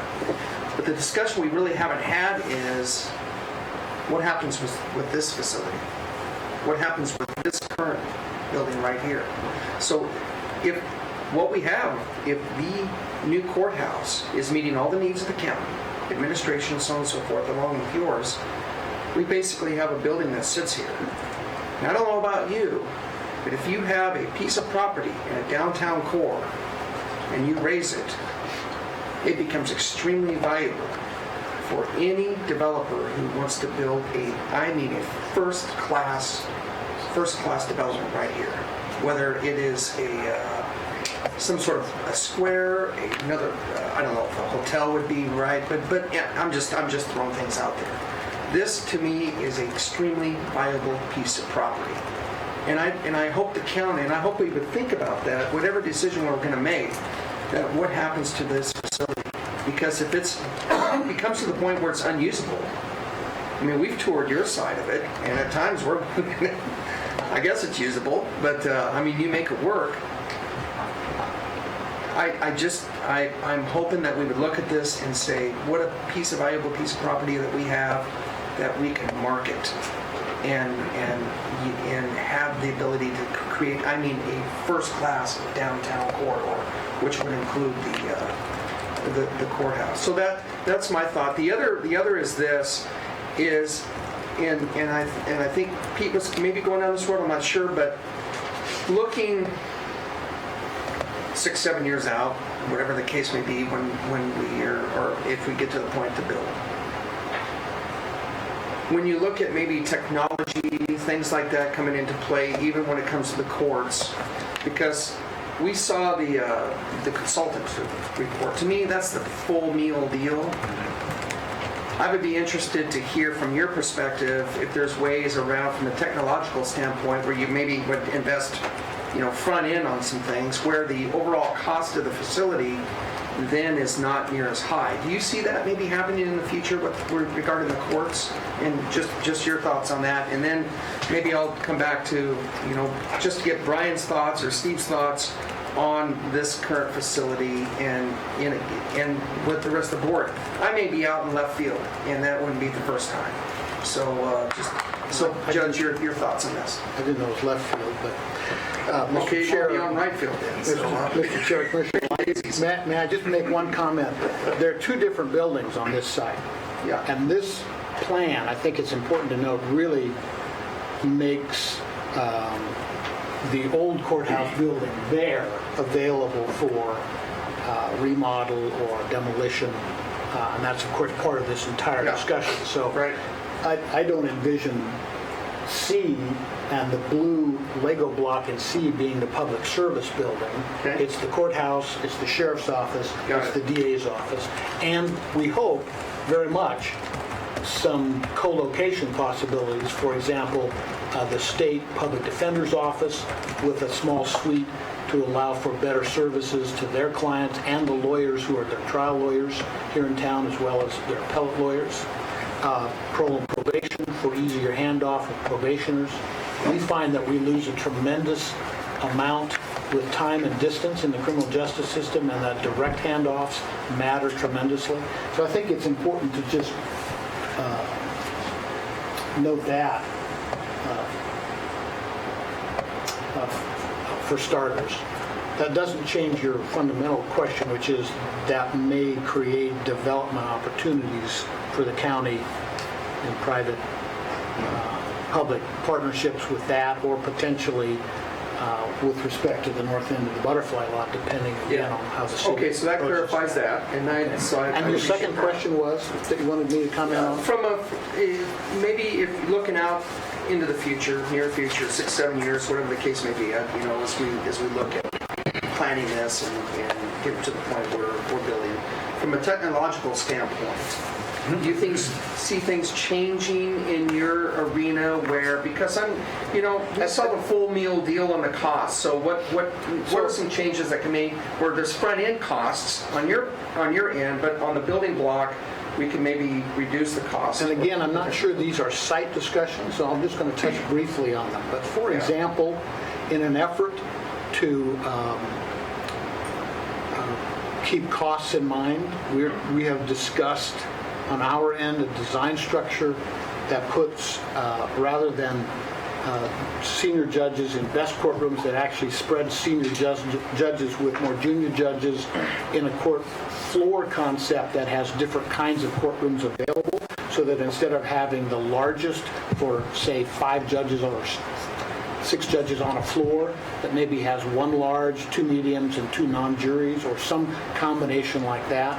So from a cost standpoint, at least in the very, very initial conversations about programming, which is not design, we have talked about how do we think about those costs and how we approach design, so that we're not automatically going to the single ideal model of 1 courtroom per judge that's the same size per judge, and it's the biggest courtroom. So we're already engaged in those kinds of conversations. We really are trying to figure out some of the issues regarding technology and how those are going to play in our world.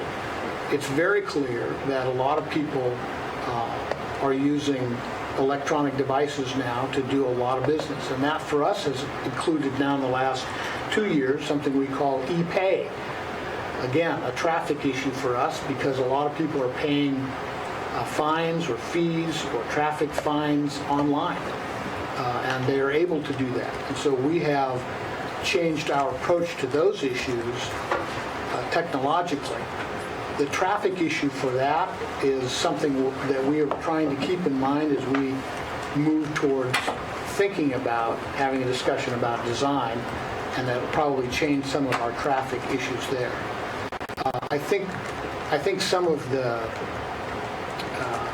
issues there that were raised kind of indirectly by both of you, I suppose more directly by Commissioner Sorensen about night court and how would things like that potentially work. You know, we've tended to be on the cutting edge of those discussions in Lane County. We don't do jail arraignments remotely because the county years ago set up a courtroom in the jail, and the judge goes to the jail.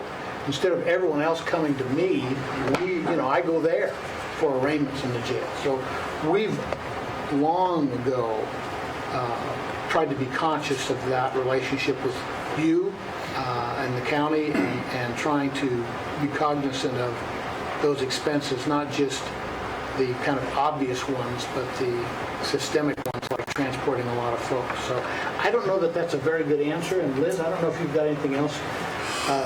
We're thinking about those issues all the time. Actually, it was a great answer, I thought. So, I'm happy to hear that. I'm happy to hear that. I think that this is very much ongoing. It will have traffic implications, that is foot traffic implications, and how many people are coming to the courthouse can change. But at the end of the day, the service we provide that nobody else in society can, and in most instances should, provide are such things as granting a divorce when the parties can't agree, and you're coming to court for that.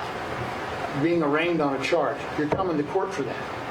Being in custody and seeing a magistrate within 48 hours so that someone doesn't get lost in the jail, you have to come to court for that. And that's the physical reality of the matter. So Brian and Steve, I don't know, real quickly, and then First, Mr. Chair, just a time check that we have till about 11:45 before we'll lose our Metro Television. So definitely not a discussion we want to rush, but just to let you know that timepiece. I'll offer some Just a comments. nice way of saying I'm talking too much. No, not at all. Not at all. This is a great conversation. Quickly, Mr. Commissioner Lycan, what I would say is, to your question about the current courthouse use, I think if the board chooses to pursue the courthouse being located at the former City Hall block, it opens up a number of opportunities, both for the butterfly lot and for the existing courthouse. And I would almost suggest that if that's the direction, that we then pursue a detailed plan around what happens at the butterfly lot. Certainly a potential is the City Hall could go there. If that were to happen, you may want to contemplate the existing courthouse being repurposed for more public services, consolidation of operations like our elections function and parole and probation and other county functions, and even other public functions that are spread out in different areas. If the City Hall doesn't go on the butterfly lot and there's contemplated to be some sort of mixed-use development along with the farmers market, you may want to pursue some other type of use for that facility. So I think there are a number of options that we would want to go through a similar process we've gone through on identifying the needs and the location for a courthouse. We want to do a similar process to thoughtfully evaluate what would happen at the butterfly lot and then the complementary uses at the existing courthouse site. No, that's great. And then back on the other point, the only thing I'd share is that when we had our consultants come in from National Center of State Courts, just so you hear it from an independent third party, they were generally impressed with the court's implementation of e-courts, their calendaring practices, and how that builds in efficiency to their operations. So a lot of that is reflected in the initial study, but certainly we're looking for opportunities as we get into design to optimize that even further and realize those efficiencies. And to that end, we've made contact with Multnomah County, who's out ahead of us, and kind of trying to optimize their building and trying to leverage that as well. So a lot of opportunities ahead of us, but to date, there's been a lot done up in the courts to get us into a good spot to start from. Mr. Chair, I'd just like to be on record to say I support that we pursue the City Hall lot regardless if the City of Eugene decides that the U.S. side is where they want to go. Whether we can make that happen or not, I just want to be on record to say I support that we pursue it. Thank you. Commissioner Bozievich, thank you, Commissioner Farr, and Okay, thank you. I just have one quick question just for the public to hear this somewhat. Can you speak real quickly to what the 1959 caseload and number of judges was 2015 and projected at all? I can't do 59. Okay. I was trying to put it. I've been a judge a long time. In context, the growth in the caseload from when that building was built versus today versus what it'll be in 40 years. Well, our caseload now is somewhere in the $35,000 to $38,000 range. Most dependent right now on a dip driven by funding issues associated with the district attorney's office, which because of some grants and some improvements have now turned around some, and so that number is climbing up again. I think the highest it's been in my time on the bench is 40,000 filings annually. We anticipate that we're moving in that direction again. The Great Recession dropped our domestic relations filings for a while. Those are back up again. So I think high 30s is a fair number. 38,000 probably a fair number of annual filings. I would anticipate that number will grow a little bit and then remain flat for a little while, and then we're anticipating longer term, of course, it will grow again. So that's roughly where we are now. Number of judges, we haven't had a new judge in Lane County since the early 80s. We haven't asked for a new judge in some time because we work really hard to live within our means and to make it work with the number of judges we have and the budget that we have. Thanks. And I'll just, just from a little bit of perspective, in 1959 we had about 160,000 residents in Lane County. 2015, roughly 360,000. It's projected to be 480,000 in 2055, which is the design year for the new facility. So you can kind of get an idea that building was built for a population of 160,000, maybe with some growth projections out to about 200 and some thousand. We're going to be well over double that population for that building. And that building was originally built not just as a court building, but also as the county administration building. We've actually moved every piece of county administration out, and you're still overflowing that building to where you actually have the law library and jury assembly in this building outside of the court building, and the DA doesn't have all their offices there, neither does the sheriff, and there's virtually almost no parole and probation or any other public defenders and a whole bunch of other things that aren't in that building. And there's just all sorts of things that aren't right with that building. I probably have too much detail knowledge in some ways, and just from my background as an engineer.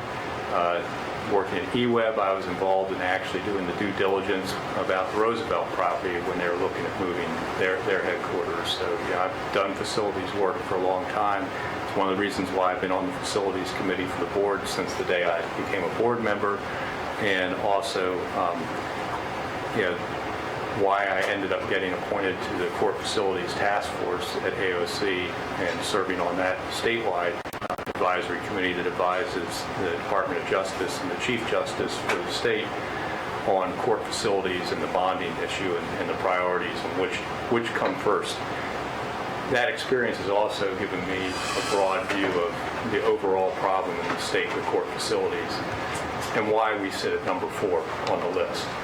And part of our issues with timing that was asked earlier about this various options, there is a timing issue because there's lots of other facilities out there that have major issues, but because there hasn't really been a funding stream, a lot of counties have just ignored huge problems with their court facilities, and now we're starting to gear up, and they're 2 or 3 years behind us in the planning efforts. They haven't done the necessary assessment, they haven't looked at what their needs are and all that.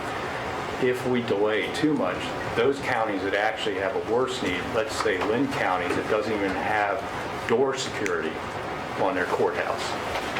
You know, there is no metal detector coming into their courthouse. Might jump ahead of us in line. And we get set back a couple bienniums in the bond funding, and you know, an opportunity might actually pass us by. So it's really critical for us looking statewide to maintain our place in line. Clackamas is also beating the door down right behind us, and with a much larger ask, you know, because they're a larger population county. So we need to maintain that. So scenario B, when I look at it, not only, I also sit on the Court Security Advisory Committee here locally, so I kind of understand the security issues with that building now and security issues going into the future. Scenario B is a nightmare in a lot of ways. The co-location with City Hall makes security an issue for lots of reasons. And and it's about the external site security of the building. So sitting alone either on the Butterfly lot or on the old City Hall lot makes that a lot more simple.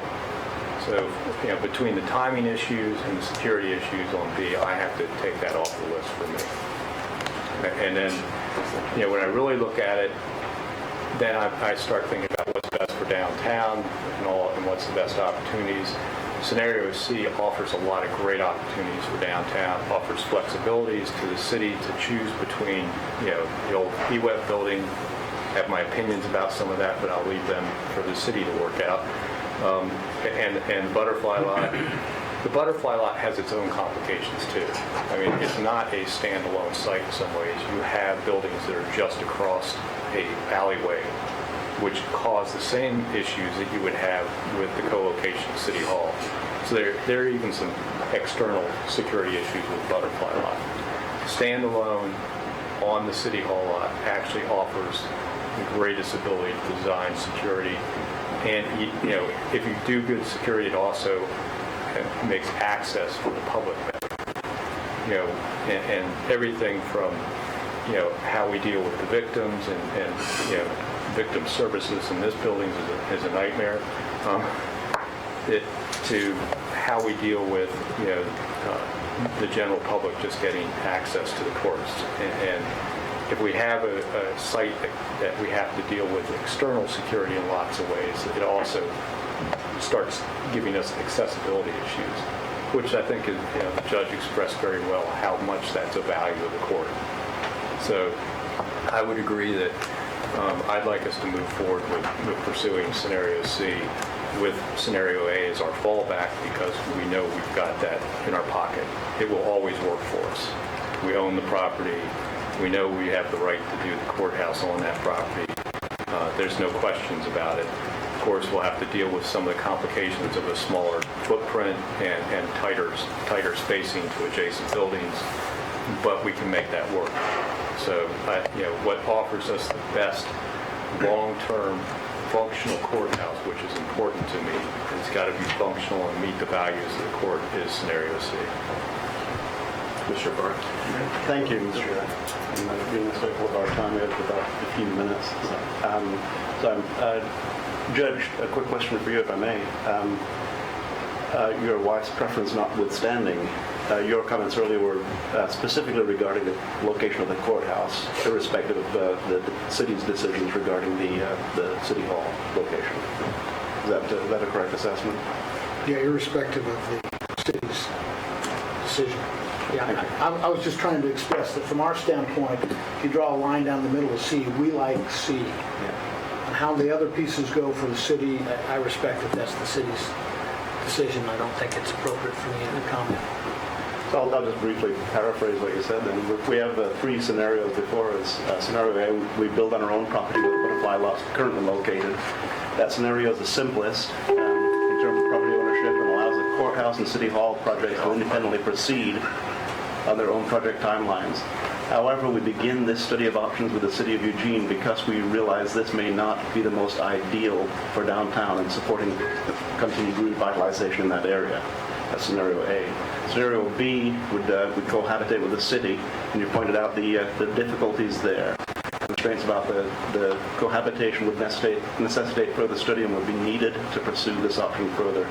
Additionally, the scenario would tie the City Hall and courthouse projects together through design, potentially impacting and extending the timeline for either or both projects. In scenario C, the courthouse alone would be built on the former City Hall block. The scenario eliminates the constraints and concerns created by cohabitation. It provides the opportunity for future use of the butterfly lot. Bearing that in mind and bearing in mind the discussion that I heard from my fellow county commissioners, I'm prepared to make a crafted motion.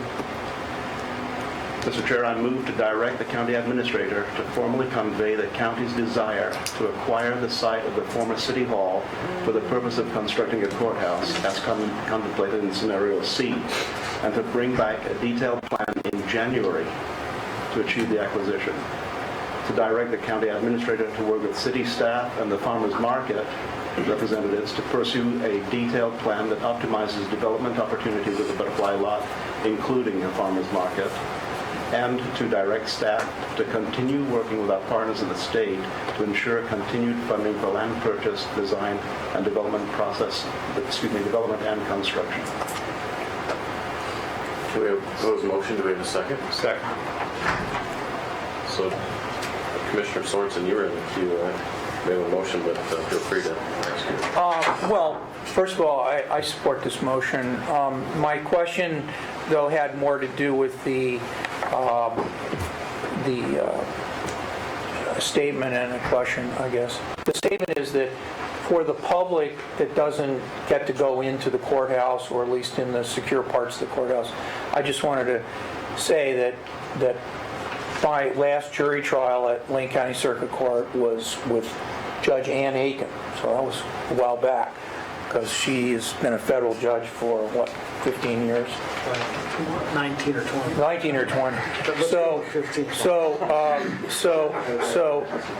at that time, the circuit court jury rooms were bad. But now they're really bad. And I think that the public that doesn't get to see beyond the facade of the building as they drive by, I don't think the public really has had an opportunity to see a lot of what the commissioners have seen, what the judges live with daily, what the staff at the courthouse deals with. And I just wanted to say that in the meantime, between now and the time we get this project together, that there are ongoing needs for the Lane County Courthouse, and I hope that some of the problems, and I remember our mutual friend, different circuit judges have come over to the county side of the building and grab commissioners by their ear or other parts of their body and drag them over there to see what it is. And it's not a good picture. It's unsafe. It's not good to have the judges exposed to the threats they're exposed to. And I just want to say, I hope that we can, do more between now and the time we actually make this, because it's a serious problem, and we don't want to be on the front page of a daily newspaper in this country for the kinds of incidents we've seen at other courthouses. So I just wanted to say that, because I think we've put a lot of focus on, well, we need this new building, but I just feel like people should understand the seriousness of the problem. Mr. Chair, I think it might be out of order because you've got a motion on the table, but could I just respond to that? Please. I appreciate Commissioner Sorensen those comments, because so much of what we do when it comes to security, or in your instance, so much of what we do to ensure a fair trial and to keep the jury away from what we do on a daily basis is made much more challenging by the courthouse structure as it is now. One of the real challenges in the last decade has been iPhones and social media, and how you deliberately keep those devices as well as the information that people want to go get during a jury trial out of the jury trial process. And that's actually extraordinarily hard right now and made harder by the physical layout of the building. So our jury rooms are actually too close to our staff sometimes. And the casualness that people have about these kinds of issues now is generationally profoundly different. And so the training for us is very different about how to handle jurors, how to handle the jury as a whole, trying to instill some formality in that process, and how to handle all these social all these electronic devices. And so those really do become a part of our discussion, although again, a design discussion, not a site discussion. But I appreciate your comments on that because they're very true. Discussion on the motion. Mr. Ogarski, do you have anything that? No. All right.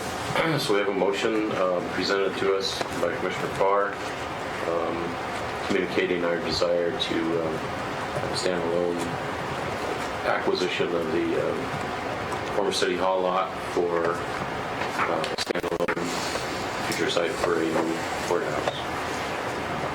Any further discussion? All those in favor?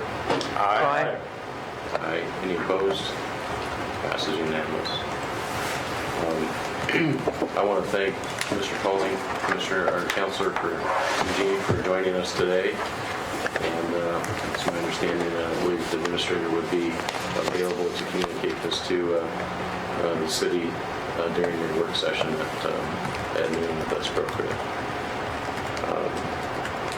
So we're going to continue aggressive steps forward to bring back some information that looks like the first part of January to see if we can make a formal move towards acquisition.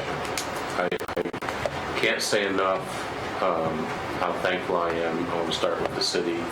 I've said this multiple times, but the city really stepped back and allowed us this process, this opportunity to see what's possible downtown. This conversation today wouldn't have been possible without the City Council and the Mayor and the staff for allowing us to do that.